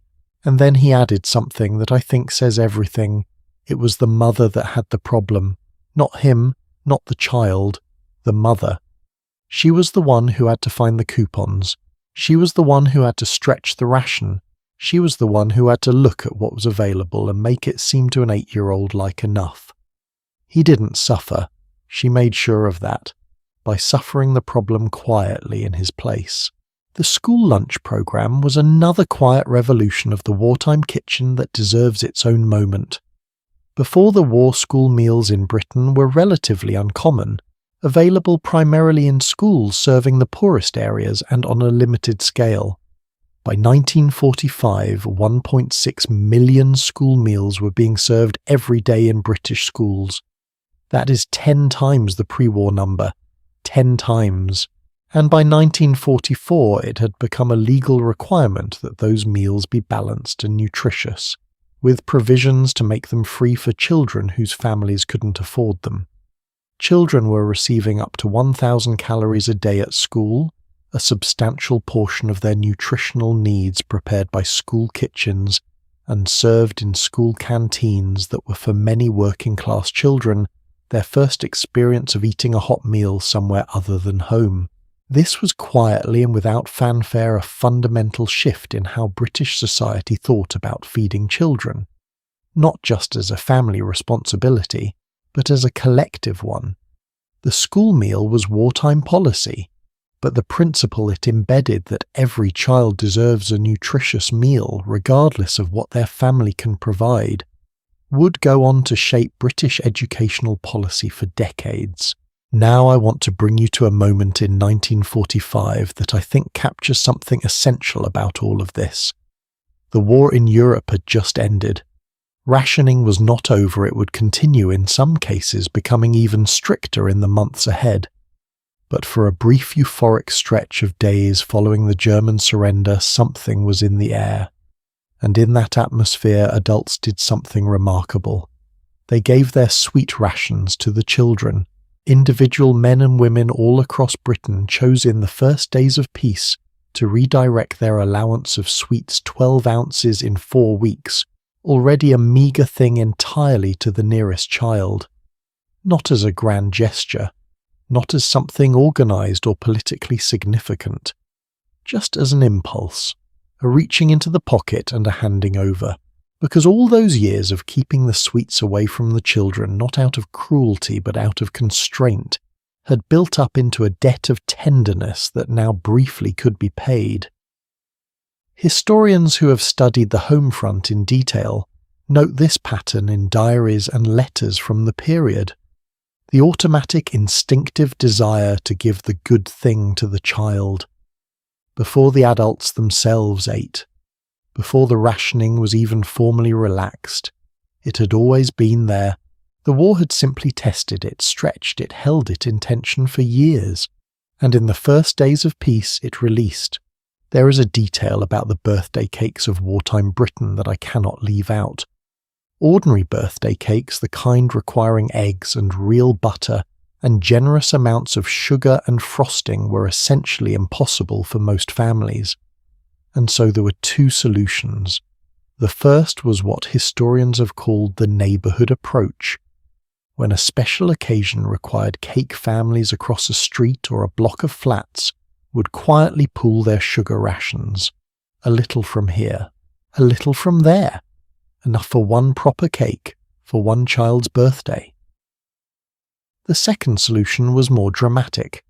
Wedding cakes were sometimes made from cardboard. The elaborate tiered confections that British couples had displayed at their receptions were replaced for much of the war with beautiful hollow structures made from white cardboard and plaster. The real cake, small, modest, made with whatever could be scraped together, was hidden inside. When the time came for the cake to be cut, the cardboard tower was removed with ceremony, and the small real cake appeared underneath. There is a metaphor in that image somewhere. The grand exterior of the occasion preserved. The real thing, small and genuine, hidden inside. The wartime party in a shell. What I find most moving about this whole chapter of the wartime kitchen feeding children, protecting them from the full weight of what was happening around them, is not the sacrifice. It's not the spoonfuls of cod liver oil, or the 12 ounces of sweets, or the saved-up sugar rations pooled for a birthday cake. It is the determination, the stubborn, unspectacular, every-single-day determination to make the table look like enough. Even when it wasn't. Even when the mother knew, counting in her head, that this week was going to be tight. To put a plate down and call it dinner. To light a candle on a wartime cake, however small, however make do, and say this day is worth celebrating. That is not the history that gets written about. It is too ordinary, too kitchen-bound, too quiet. But I am convinced that it is in some way the history that matters most. The everyday determination of people trying to give their children a childhood inside a war. What if I told you that the most important person in Britain's entire war effort was not a general, not a politician, not a factory owner or a shipbuilder or a code breaker?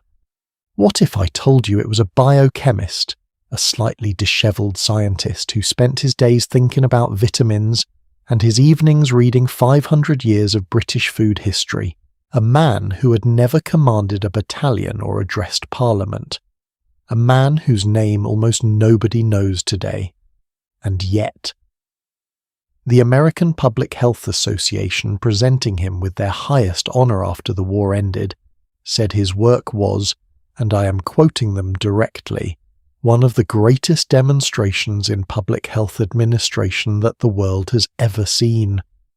One of the greatest demonstrations in public health administration in the world ever. His name was Jack Drummond, and what he did with the nation's rationing system, and specifically what he saw in it, that nobody else had yet seen, changed the course of British history in ways that echo all the way to the present day. Jack Cecil Drummond was born in Leicester in January of 1891. He studied chemistry, moved into biochemistry, and by 1914 was working at a cancer research institute in London, alongside a Polish biochemist named Casimir Funk. Casimir Funk is worth pausing on for a moment. He was the man who coined the word vitamin, later shortened by Drummond himself to the form we use today, vitamin, as in vitamins A, B, and C. Drummond didn't just work alongside the man who invented the concept of vitamins. He went on to identify and name 3 of the most important ones. By the time war broke out in 1939, Drummond was a Fellow of the Royal Society Professor of Biochemistry at University College London, and the author of a book that had taken him years to research a 500-year history of the English diet, called without particular drama, The Englishman's Food. That book was not just a history, it was a diagnosis. What Drummond found sifting through centuries of eating records was that Britain had always eaten badly.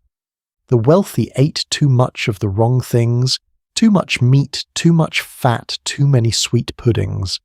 The poor ate too little of almost everything, and the gap between the diet of the rich and the diet of the poor was in nutritional terms one of the most persistent sources of preventable illness in the country. He published this finding in 1939. And then almost immediately the war arrived and put him in a position to do something about it. On the first day of February 1940, Jack Drummond was appointed scientific advisor to the Ministry of Food. He was 49 years old. He had spent 30 years studying what people ate and what it did to them, and now suddenly he had something no nutrition scientist had ever had before. Power, not symbolic power. Actual operational policy-shaping power over what 50 million people ate. When Lord Woolton became Minister of Food that same spring, he and Drummond sat down together and Drummond made a proposal that was for its time quietly radical. He said rationing is not just a distribution problem, it is an opportunity. Because if you control what people eat, if you have the ability to decide what comes in, what gets allocated, who gets more and who gets less, then you can, for the first time in British history, impose a scientifically sound diet on the entire population, not because anyone asked for it, not because the population wanted it, but because the circumstances of war had created the conditions for it. He saw the crisis as a laboratory, and he was right. Let me tell you exactly what Drummond changed. Before the war, margarine was a nutritional blank, cheap, fat little else.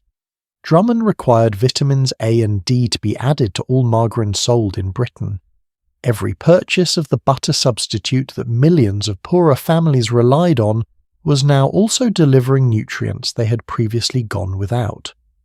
The national bread loaf, white, fluffy, nutritionally poor, was replaced by the national wheatmeal loaf, dense, darker, far less popular, but made with whole grain flour that retained the vitamins and minerals that the milling process had previously discarded, and calcium carbonate was added to the flour to provide the calcium that the wartime diet otherwise lacked.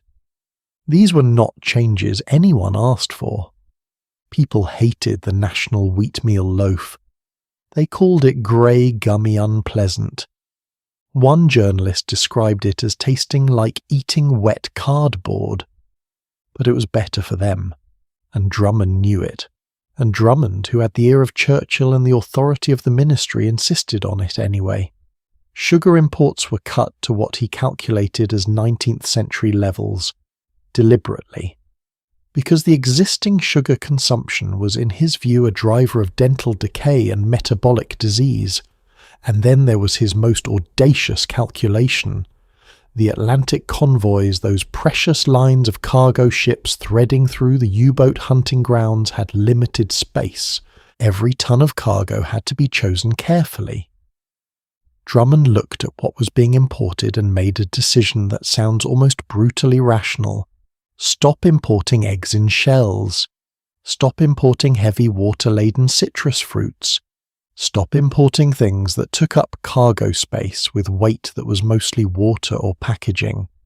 Instead, import dried eggs, import dried milk powder, import concentrated orange juice.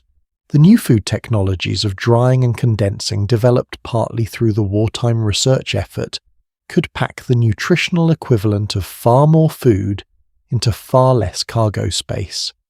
500,000 tons of shipping was going to the bottom of the Atlantic every month at the worst point of the war. Every cubic foot of cargo space was a decision with mortal consequences. Drummond made these decisions scientifically. Who needed what most? In what form could it travel? And how could the least cargo space produce the most nutritional benefit? Now here is where the story gets genuinely paradoxical, and I want you to sit with this for a moment because it challenges a number of assumptions we tend to hold about hardship and health. Britain during the Second World War was by any ordinary measure a country in crisis. Food was scarce, people were stressed, cities were being bombed, families were separated. The future was uncertain in a way that peacetime never quite manages to replicate. And yet, the British population overall measurably was healthier in 1945 than it had been in 1939. Not marginally healthier, not healthy given the circumstances healthier. Genuinely statistically documentably healthier. Infant mortality fell to its lowest ever recorded level. Life expectancy rose. Tuberculosis rates declined. Dental disease declined.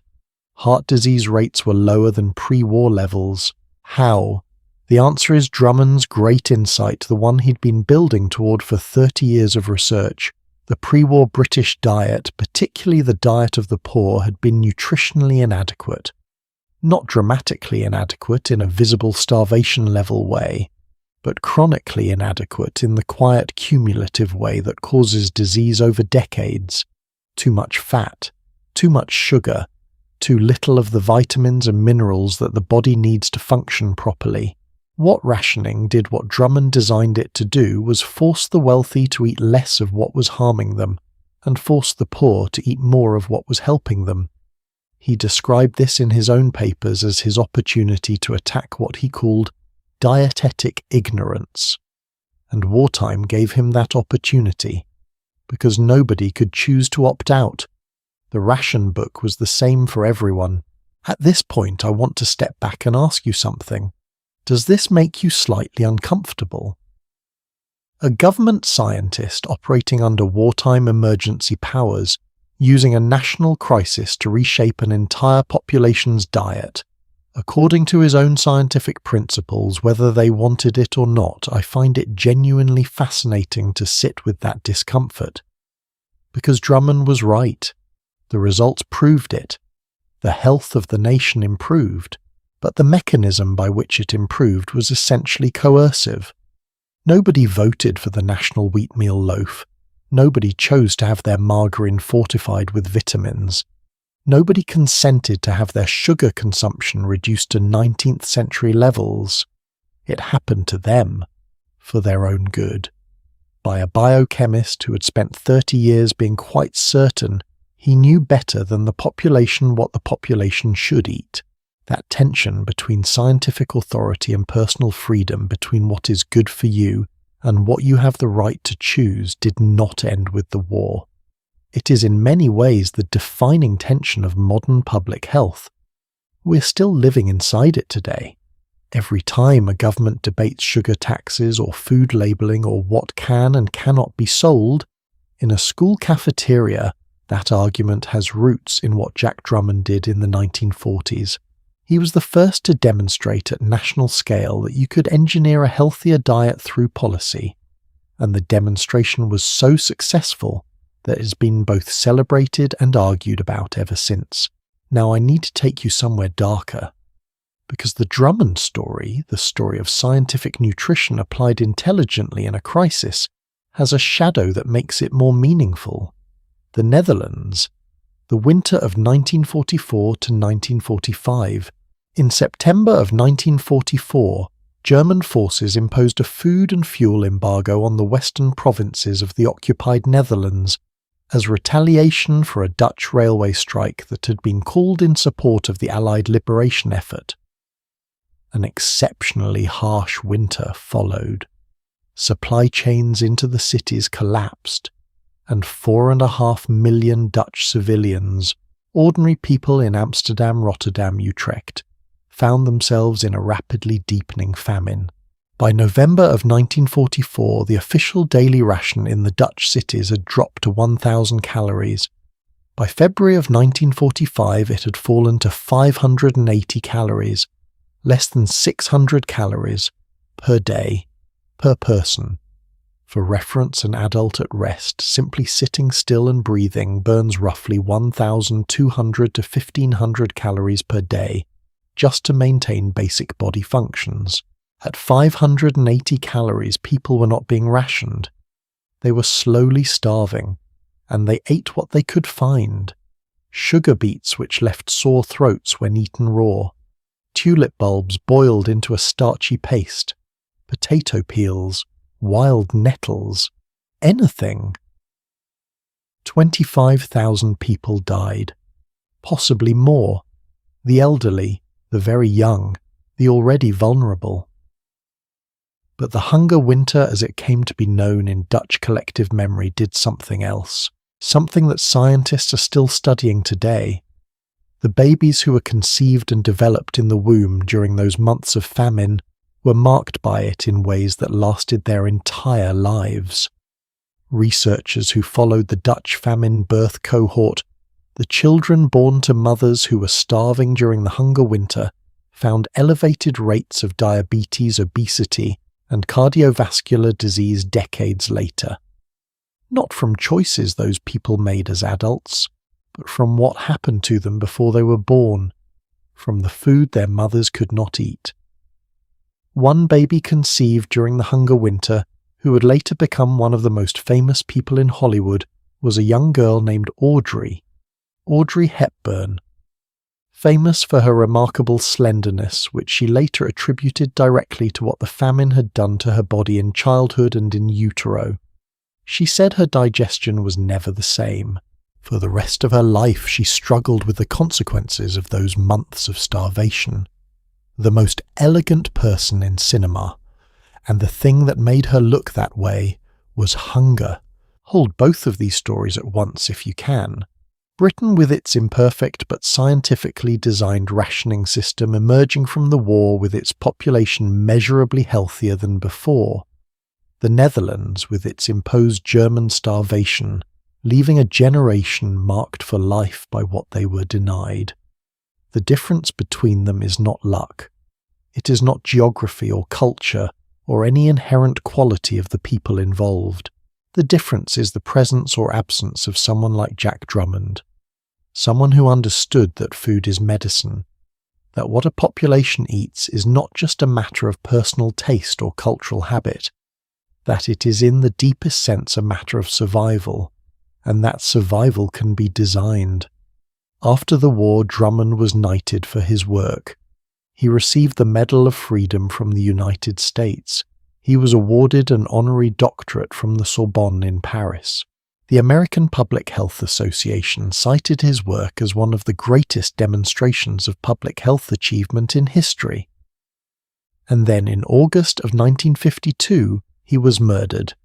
He and his wife Anne, who had co-authored The Englishman's Food with him, and their young daughter were on holiday in southern France. They pulled off a road in Provence to sleep the night in their car. In the morning, Jack and Anne were found shot dead beside the vehicle. Their 10-year-old daughter Elizabeth was found nearby beaten. A 75-year-old farmer named Gaston Dominici was arrested and convicted of the murders. He was sentenced to death, later commuted to life imprisonment, and released in 1960 on grounds of age and ill health. His family has always insisted on his innocence. The case has never been satisfactorily resolved. It remains one of France's most debated cold cases. The man who designed the diet that saved Britain died alone in a field in Provence, murdered, for reasons nobody has ever definitively established. History is sometimes profoundly strange. Right now in your kitchen, there is probably at least one thing that exists because of the Second World War, not in a vague cultural influence kind of way, but in a direct this specific product was developed for military rations kind of way. Instant coffee military contract, frozen orange juice concentrate military research project.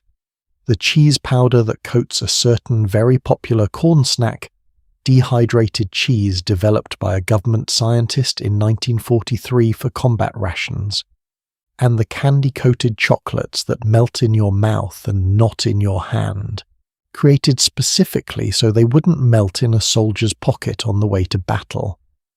I want to tell you about the other side of the wartime food story, not the kitchen, not the ration book, not the allotment or the victory garden, the field, the foxhole, the supply chain that had to stretch somehow across oceans and deserts and jungles and frozen European winters.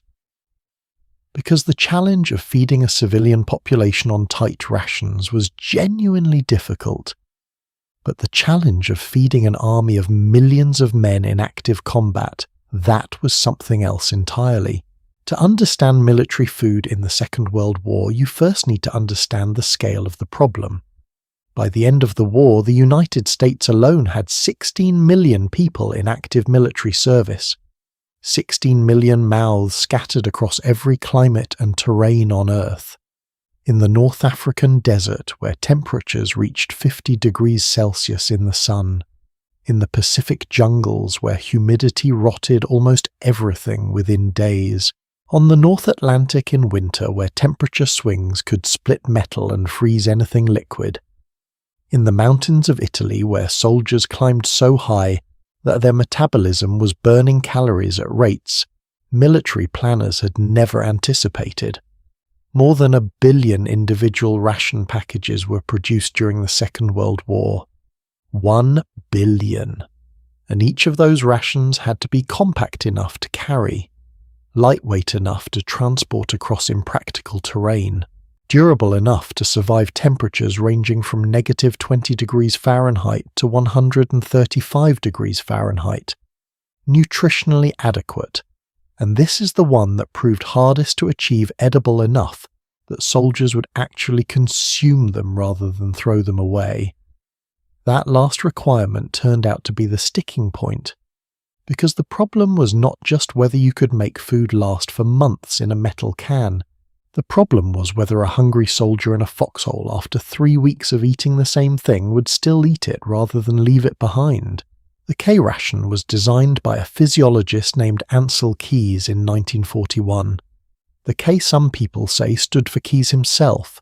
Others say it stood for commando, since the ration was originally designed for paratroopers and airborne troops who needed to carry 3 days of food in their pockets while jumping out of aircraft.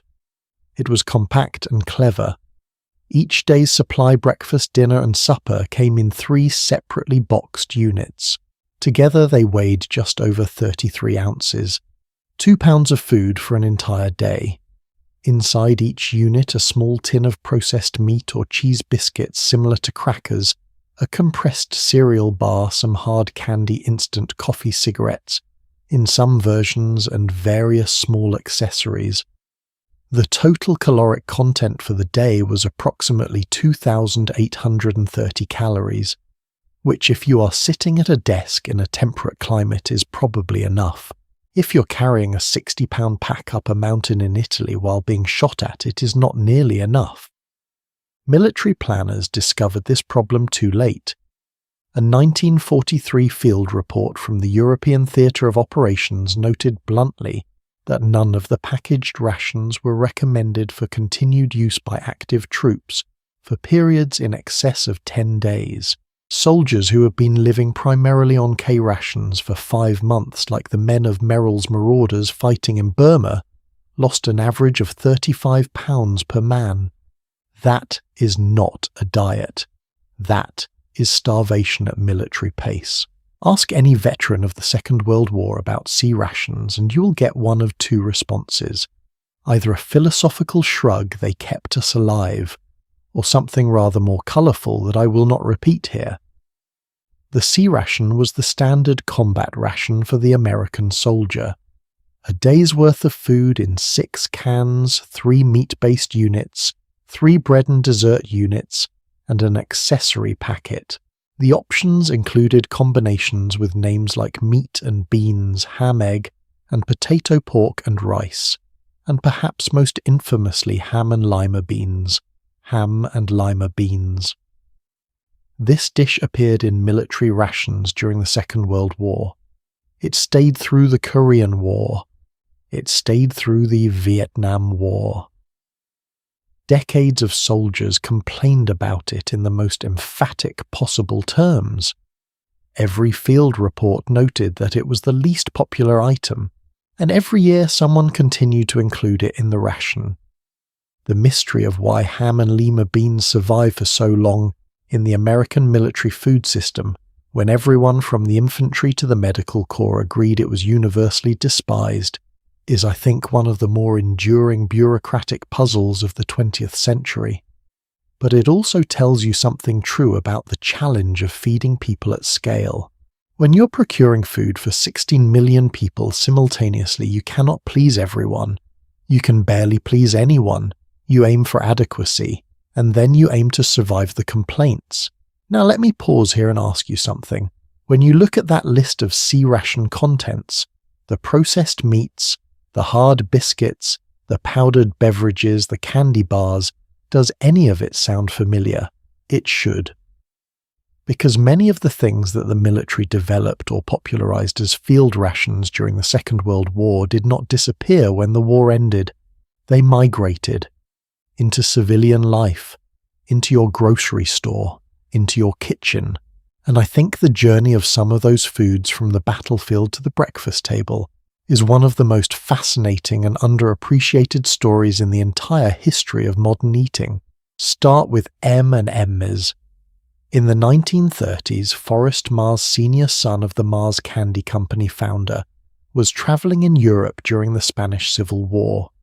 He observed soldiers eating small chocolate pellets coated in a hard sugar shell. The coating kept the chocolate from melting in the heat of battle. He came back to America and patented the concept. In 1941, he launched the candy with a business partner named Bruce Murray Mars, plus Murray, hence the name. And from the moment the United States entered the war, M&M's had an exclusive military contract. They went into the C-ration accessory packs, the K-ration units, anywhere that soldiers needed a quick calorie hit that would survive the temperatures that destroyed other chocolate. The soldiers ate them, liked them, and when they came home they asked for them at the candy counter. Today, 400 million M&M candies are produced every day. The candy coating that keeps them from melting was not an aesthetic choice. It was a military specification. Now consider instant coffee. Soldiers had been drinking some version of instant coffee since the First World War, but it was the Second World War that industrialized it. By the height of the conflict, the United States military was purchasing approximately 37,000 pounds of instant coffee powder per day, every day, to keep its soldiers caffeinated across 5 continents. Nestlé, who had developed a significantly improved version called Nescafé in 1938, had their entire output directed to military use.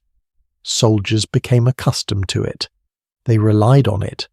They associated the hot cup with relief and warmth, and on particularly bad days with the feeling of being briefly approximately human. And then the war ended, and they came home, and they wanted their coffee, but they wanted the instant kind, because that was what coffee tasted like to a generation of soldiers who had spent years making it in a field cup with just hot water.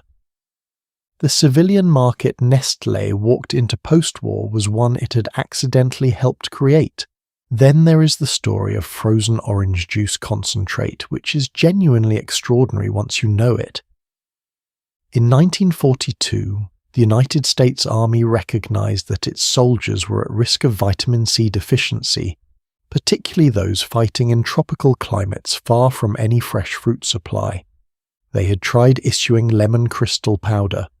The soldiers thought it tasted terrible and simply didn't drink it, so the Army offered a research contract to anyone who could develop a palatable, stable concentrated orange juice that could be shipped to the front lines without spoiling.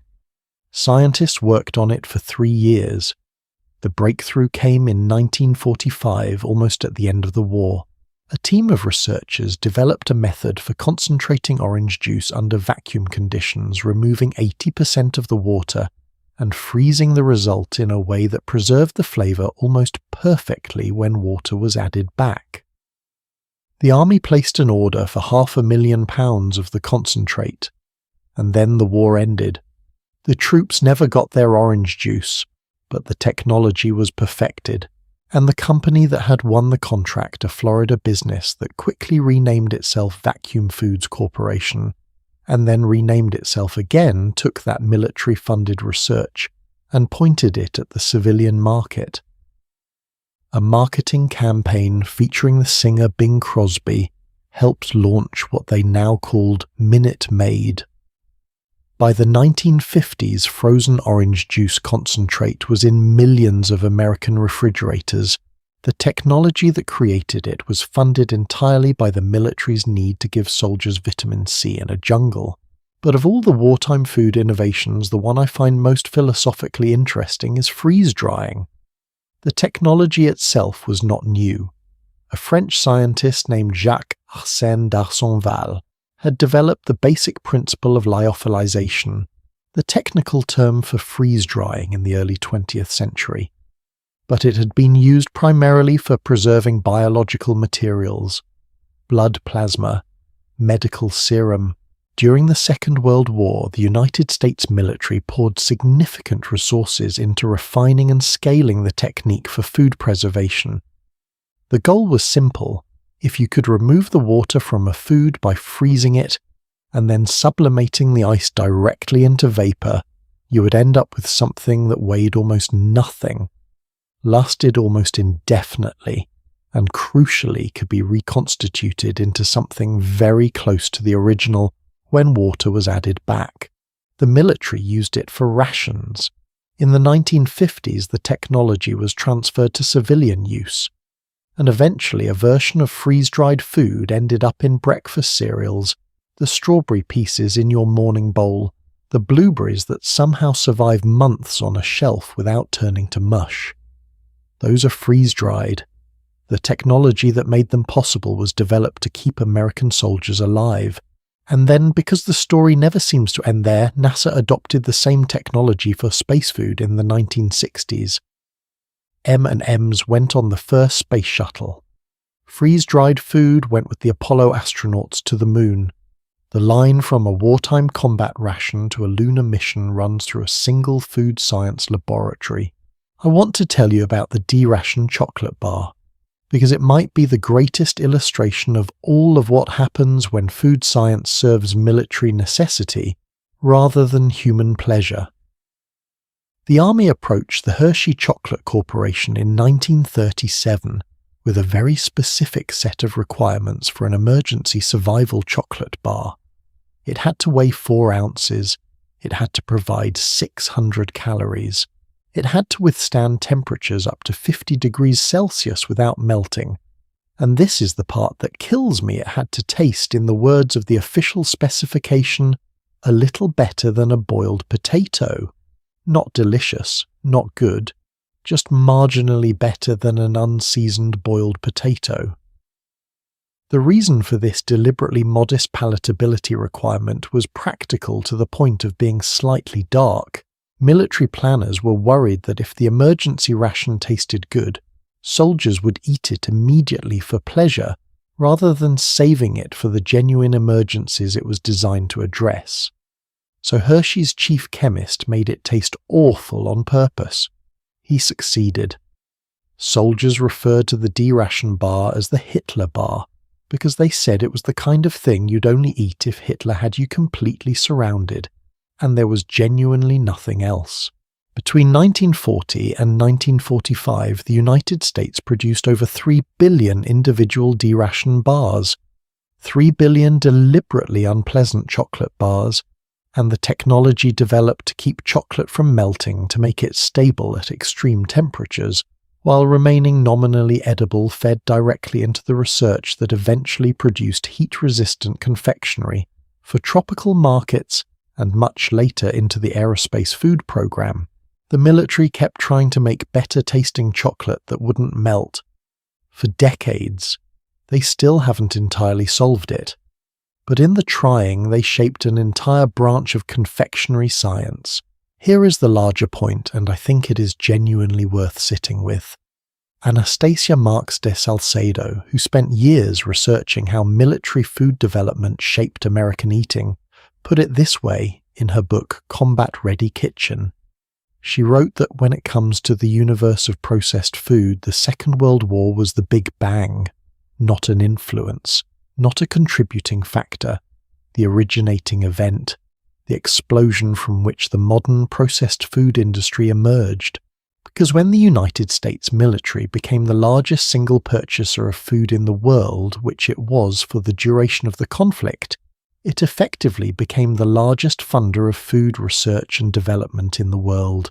And the questions it was paying scientists to answer, how do you make food lighter, more stable, more portable, less dependent on refrigeration, were exactly the questions that the civilian food industry would spend the next 50 years answering for a different kind of customer.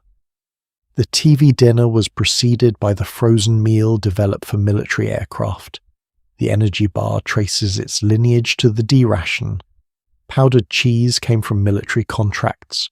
And Cheetos, yes, Cheetos exist because a United States Department of Agriculture scientist developed dehydrated cheese powder for combat rations in 1943. The military ended up with a surplus after the war and sold it to Frito-Lay in 1948, who started spraying it on puffed corn.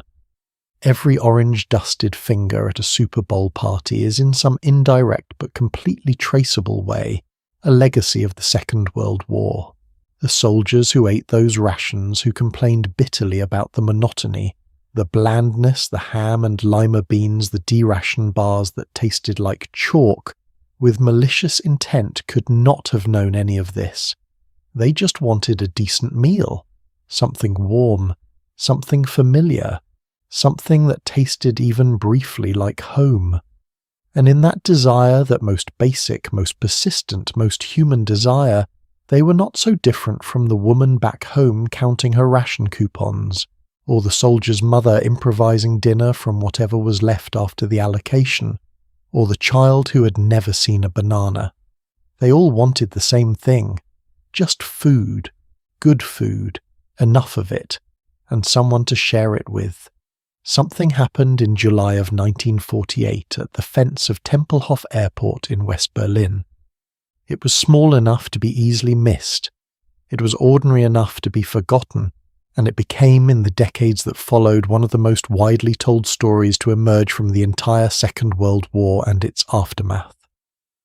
A young American pilot named Gail Halvorson was visiting the airfield. He noticed a group of about 30 children standing on the other side of the barbed wire perimeter fence watching the American cargo planes land. This was not unusual. Children all over liberated Europe had learned to gather near American troops because American troops often had food. They begged, they called out, they held out their hands, but these children were different. They were watching quietly, no begging, no calling out. When Halvorson approached the fence and began talking to them, they were polite and serious beyond their years. They asked about the planes, about how much they could carry. They wanted to understand what was happening to their city and why. And then one of them said something that stopped Halvorson completely. They told him not to give up on the airlift.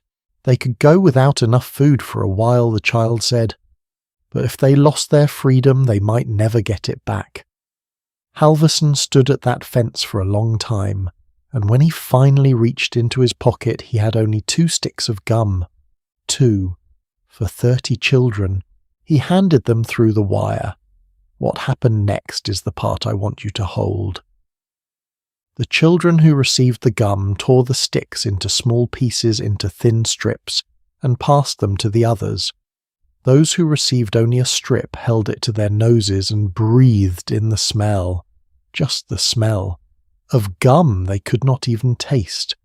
And the expressions on their faces, Halvorson later said, were ones of genuine pleasure. That night back at his base, Halverson couldn't stop thinking about those children. He gathered what candy and chocolate he had. He borrowed from his crewmates. He took out 3 handkerchiefs and tied them into small parachutes, just like the ones he'd seen used for supply drops. He tied the candy to the handkerchiefs with string, and the next day, as his cargo plane made its approach to Tempelhof, loaded with flour and coal and medicine for the besieged city, he wiggled the wings. That was the signal he had promised.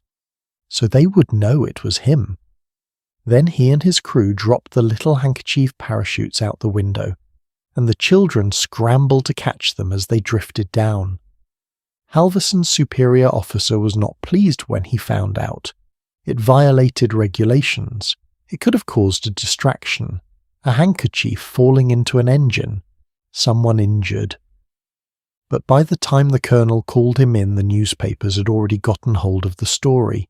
The children of Berlin were writing letters to the American pilot they called Uncle Wiggly Wings, and the operation grew. Other pilots joined. Candy donations came from across America. School children in Chicopee, Massachusetts, a small town organized to receive, sort and repackage 18 tons of candy, tying each bundle to a handkerchief parachute before sending them to Germany. By the end of Operation Little Victuals, the name they gave it, American pilots had dropped more than 23 tons of candy to the children of West Berlin. 23 tons, on 250,000 handkerchief parachutes. A little girl named Mercedes, who was 7 years old during the airlift, wrote Halverson a letter in 1948. She told him she loved the candy, but she was worried about her chickens because she thought the planes with their handkerchief bundles were chicken hawks coming for her flock. Halverson kept her letter. 22 years later, when he was assigned as commander of Tempelhof, a letter arrived at the base from Mercedes asking him to come to dinner. He did. She handed him the letter he had left with her chickens, and as a grown woman she showed him the spot in the yard where the handkerchief had landed all those years ago. One of the children who had participated in the airlift later reflected on what the candy meant to her generation. She said, "It wasn't just chocolate, it was hope. It wasn't just chocolate, it was hope." I want to pause here, because that sentence deserves a moment. We have spent this entire story talking about food, its production, its rationing, its improvisation, its chemistry, its politics.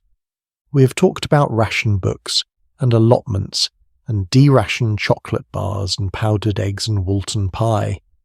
And in all of that it is easy to treat food as a logistical problem, a calorie calculation, a supply chain challenge. But what Mercedes understood at 7 years old, holding a candy bar that had fallen from the sky on a handkerchief parachute, was something more fundamental. Food is not neutral. It never has been. It carries meaning far beyond nutrition. It is comfort. It is memory. It is the physical expression of care from one person to another. It is the thing that says, "I thought about you. I saved something for you. I wanted you to have this." A soldier walking through a liberated European city, stopping to hand a piece of chocolate to a hungry child. That gesture was not about chocolate. It was about the acknowledgement of another person's existence, their hunger, their humanity. There is a veteran named Dean Prue, whose oral history is preserved in the archives of the Veterans History Project at the Library of Congress. He describes walking through Germany after the liberation. He had everything he needed: rations, equipment, the material support of the most powerful military on earth. And he met a 12-year-old girl with pigtails. He threw her some candy. He gave her more the next day. And when he got home, he mailed her a Christmas package. He sent her brother a ball and glove. He sent her some small treats. Years later, the brother found Dean Prue's number. He called. He said, "Dean, the ball and glove was all right, but that Hershey bar was sure good." The ball and glove was all right. The Hershey bar was sure good. Of everything in that package, the sporting equipment, The practical gift, the things that cost more and weighed more and travelled harder. What the child remembered across all the intervening years was the chocolate, because the chocolate tasted like something. It tasted like the world before everything fell apart. It tasted like ordinary pleasure in the middle of extraordinary pain. It tasted like the future, in the sense that people with futures are the ones who get to eat candy. Now let me ask you something, and I mean this genuinely. Is there a food from your childhood that you associate with a particular feeling of safety, a particular smell that takes you back somewhere? Most people have one. It doesn't have to be special. Sometimes it's very ordinary. The smell of something a grandmother made, a particular flavour of something that existed only at certain moments, the specific texture of a food that you associate with a particular place or time. That food is doing something more than feeding you. It is holding a memory for you. It is a storage device for an experience that your body remembers even when your mind has moved on. This is not poetry. It is neuroscience. The olfactory system, the part of the brain that processes smell and taste, is directly connected to the hippocampus, which is where memory is formed and stored. No other sense has that direct a pathway, which is why a smell can transport you in a way that a photograph or a piece of music sometimes cannot. The wartime generation understood this in their bones, even if they didn't have the language for it. A soldier in the field opening a can of something that tasted vaguely like the baked beans his mother made on Friday nights that was not just food. That was a 5-second visit home, a sensory reminder that home still existed, that there was something to go back to. A woman in a bombed-out London flat managing somehow to bake a small cake for her daughter's birthday from the scrapings of the ration that was not just cake. That was an insistence. This birthday is worth celebrating. You are worth celebrating.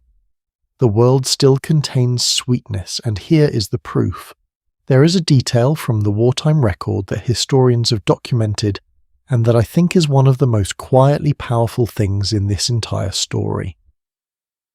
When American forces liberated concentration camps and prisoner of war camps in the final months of the war, they were under strict medical instructions. Do not give food directly to the prisoners. The instruction was clinical and correct. Bodies that have been starved for weeks or months cannot process a sudden influx of rich food. The gastrointestinal system shuts down. The muscles atrophy. Refeeding done too fast can kill. Medical personnel set up systematic refeeding programs, careful protocols, gradual increases in caloric intake, and many soldiers followed those instructions because they were right, and because they were soldiers trained to follow orders, but many others could not. When you are standing in front of a human being who is reduced to bones and cannot stand, and they look at you, and you have food in your pockets, the medical protocol dissolves. You give them what you have. Some of the people who received that food survived what the protocol said they shouldn't have been able to survive. Some did not. The medical instructions were correct about the physiology, but the soldiers who broke the rules were also correct about something, about what it means to be seen, to be fed, to have another human being look at you, at your hunger, at your suffering, and say, "Here, take this. I see you." That moment, their exchange was not about calories. Louis Zamperini was an American Olympic runner who became a bombardier in the war. His plane was shot down over the Pacific Ocean in 1943. He survived on a life raft for 47 days with 2 other crewmen, and for 47 days they had almost nothing to eat. In his raft they had the D-ration chocolate bars we talked about in our last section, the ones that tasted awful, the ones soldiers called Hitler's secret weapon. On the raft floating in the Pacific, those chocolate bars were not awful. Those bars, the same ones that soldiers in Europe threw away or traded to unsuspecting civilians, were what kept Zamperini alive. And in the memoir and the book written about his survival, what he described was not just the physical sustenance. It was the act of rationing the bars, of deciding together, he and the other survivors, how to divide what little they had. Who would get what portion? When? That decision-making, that careful, conscious sharing of an inadequate ration, was one of the things that kept them human, that kept their relationship intact, that gave them something to organize around when everything else was chaos. Food, even in extremity, was a form of civilization. The decision about who gets what and how is one of the oldest moral questions in human history. We asked it around fires before we had language for it. We are still asking it today. The ration book was one answer. The handkerchief parachute was another. The deration bar on a Pacific raft was a third. What I find most moving about all of these stories, and I have been sitting with them for months, turning them over and over, looking for what they have in common, is this: in every single one of them the food matters less than the person who gave it. The 30 children at Tempelhof didn't love the candy primarily because it was candy. They loved it because an American pilot had cared enough to tie it to a handkerchief and drop it from his plane. Because someone in the middle of enormous geopolitical events had thought about 30 small people behind a fence and decided they deserved sweetness. The German boy who called Dean Pro decades later wasn't calling to say the Hershey bar was good. He was calling to say, I remembered you. I remember what you gave us. I remember that you saw us. The liberated prisoner who was given food he couldn't properly eat was not being given calories. He was being given the most fundamental message one person can send to another. You're still here. You still matter. The world still contains people who care whether you live or die. That is what food means at its deepest level. Not nutrition, not survival, connection.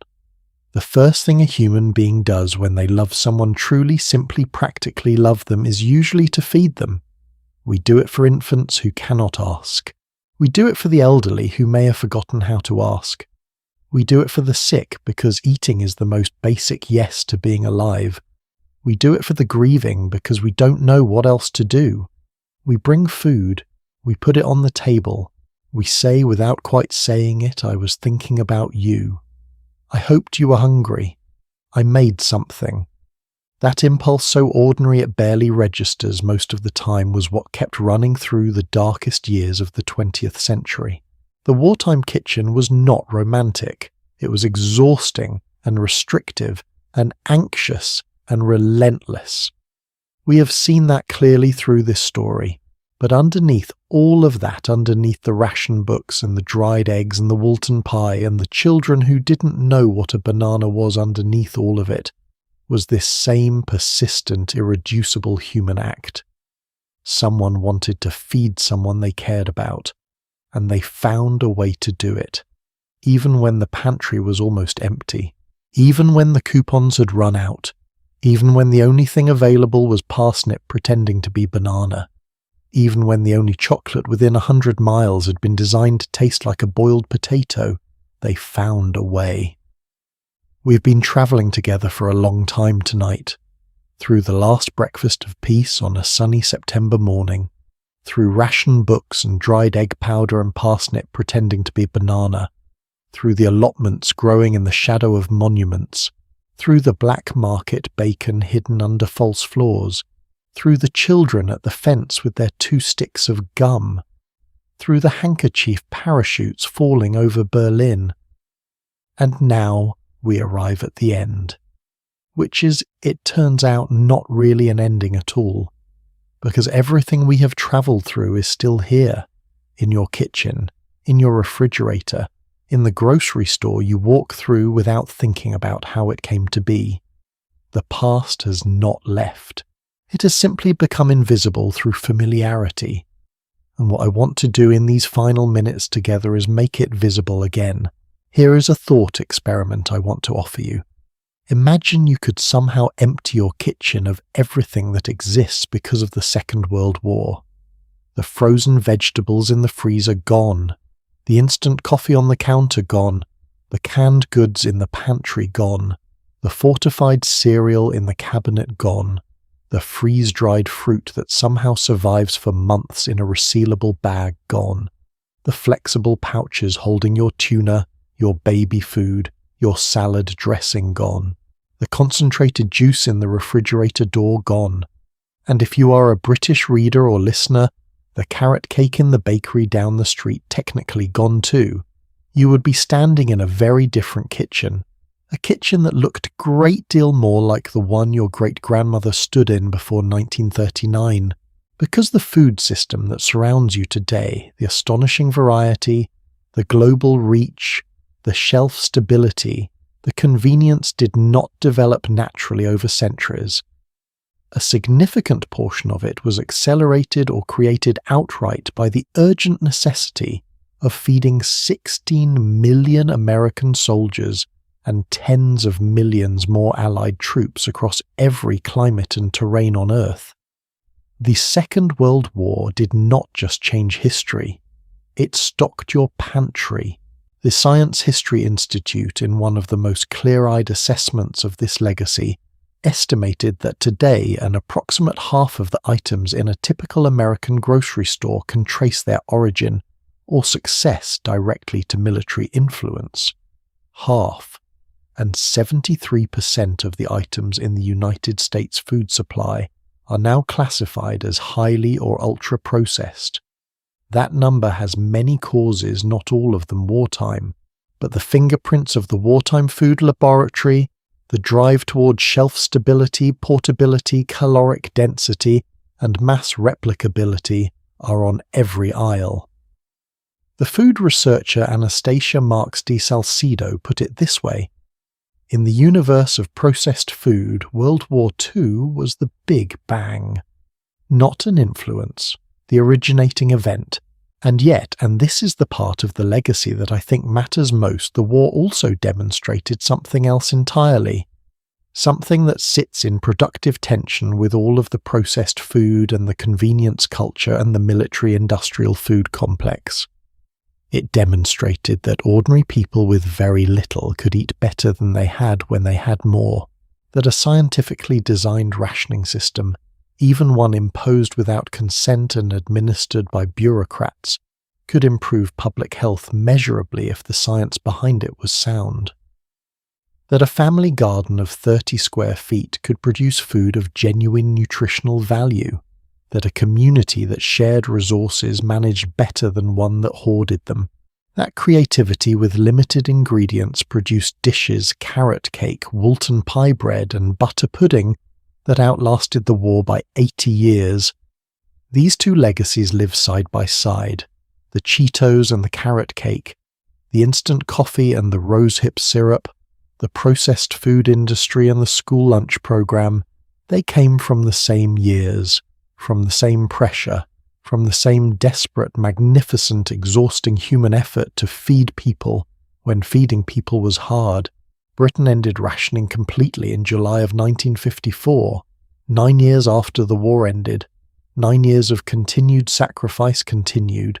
Management continued living with less than the world seemed to promise.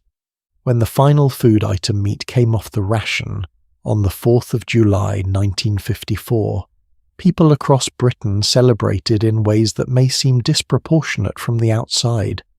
Butchers' shops reported queues forming before they opened. People bought cuts they hadn't been able to buy for over a decade. Some families had a proper Sunday roast for the first time in their children's lives. But here is what strikes me about that moment.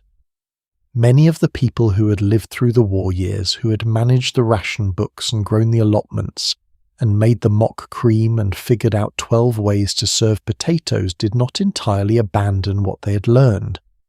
The lessons of scarcity had settled into them, not as trauma in most cases, but as a kind of permanent attentiveness. They saved cooking fat in a jar by the stove automatically long after they didn't need to. They grew vegetables in their gardens for pleasure, and because the habit of growing things had become part of who they were. They made soups from bones, they used up the leftovers, they did not waste. And decades later, when historians and food writers went looking for oral testimonies of the wartime period, The people who remembered those years spoke of them with a complexity that surprised some researchers, not only with suffering, not only with nostalgia though, there was some of that too, but with a kind of quiet pride. We fed ourselves through that, with almost nothing, and most of us were all right. There is a question embedded in this story that I've been carrying since the beginning, and that I want to put to you now honestly, directly, without pretending I know the answer. We live in a time of almost unimaginable food abundance, in the developed world at least. The variety available in a single supermarket would have seemed like science fiction to a woman standing with her ration book in 1942, and yet, and the statistics on this are sobering, we waste approximately a third of all the food we produce, 1/3, into landfills, into compost bins, into the back of refrigerators where things quietly expire. The wartime generation, the people who scraped the last traces of fat from the wrapper with a knife, who turned chicken bones into 3 days of stock, who grew radishes in window boxes and saved every scrap of vegetable peel for soup, those people would look at our food culture with a mixture of wonder and dismay. Wonder at the abundance, dismay at what we do with it. I am not here to lecture you about food waste. That would be both hypocritical and tedious, and you've had a long evening. But I think the wartime kitchen asks a question worth sitting with. Not should we go back to rationing? That is not the question. But rather, what does it mean to take food seriously? Not the performance of taking food seriously, the artisanal bread, the farm-to-table restaurant, the carefully photographed meal, but the actual daily unglamorous taking seriously, the attention to what you have, the respect for what grew and was harvested and travelled to reach you, the refusal, small and quiet, to waste it without thought. The wartime cooks understood something about food that we've largely forgotten in the decades of abundance that followed. Food is not disposable. It is not a given. It is the result of soil and rain and human labour, and often across the span of this story of sacrifice. I want to end with a different kind of thinking. Not statistics, not sociology, something smaller. Over the course of the months I spent preparing this story, I kept returning to one image. It is not from a photograph or a documentary. It is from a diary. Nella Last, our housewife from Barrow in Furness, the woman who wrote every single day for the Mass Observation Project, wrote in the last year of the war about cooking a particular meal for her husband. It was nothing special. Vegetables from the allotment. A small piece of meat from the weekly ration. Something made from almost nothing, as everything was made from almost nothing in those years.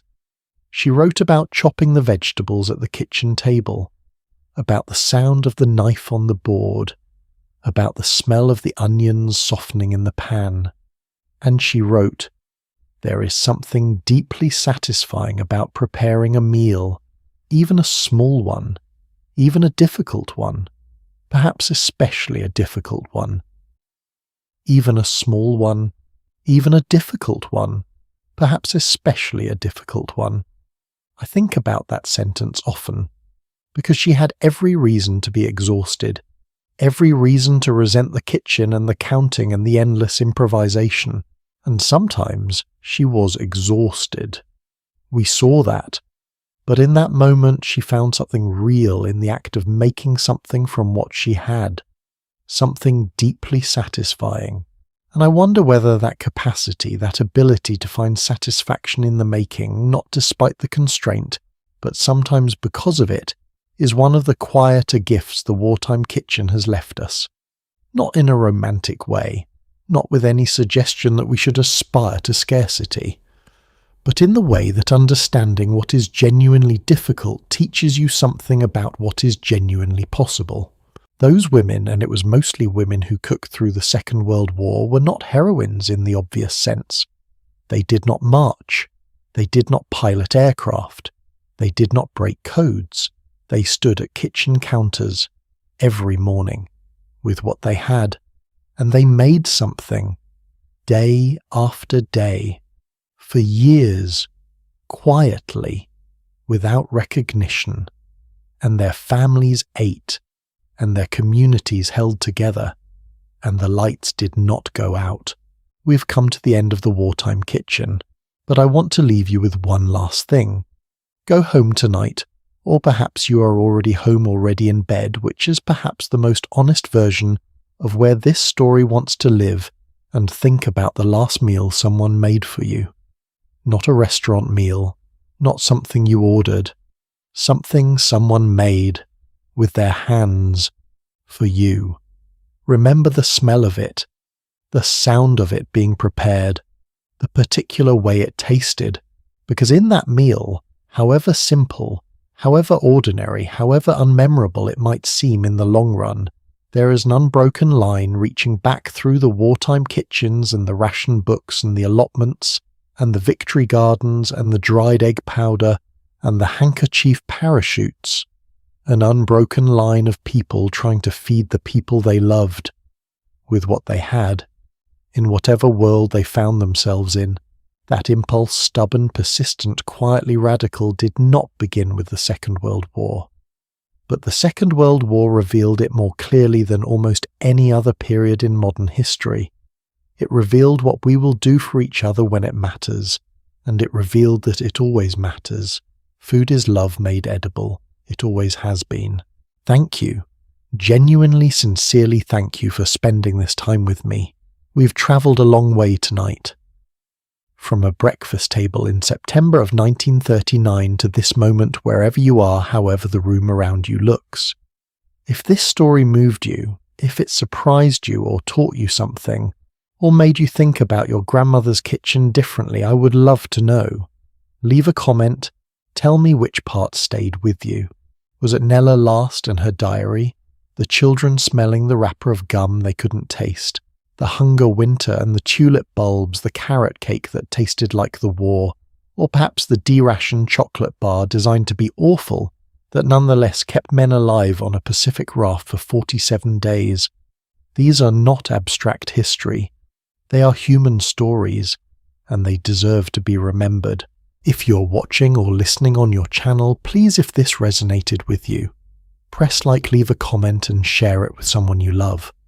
Not because the numbers matter, but because stories like these survive when people pass them forward. That is how they have always survived. And if you are here for the first time tonight, welcome. Truly. This channel exists for stories like this one, the ones that live in the quiet corners of history. The ones that don't make it into the textbooks, but that shaped everything anyway. Subscribe if you want to keep walking into those corners with me. There is always more to find. The next story is already waiting. Something else that happened in the shadows of a world in crisis. Something else that ordinary people did with extraordinary courage and without anyone writing it down until long afterward. I cannot wait to tell it to you. But for now, sleep well. Let the kitchen rest. And when you wake up tomorrow, maybe think about what you're going to make. Even a small meal, even a simple one, perhaps especially a simple one. Good night.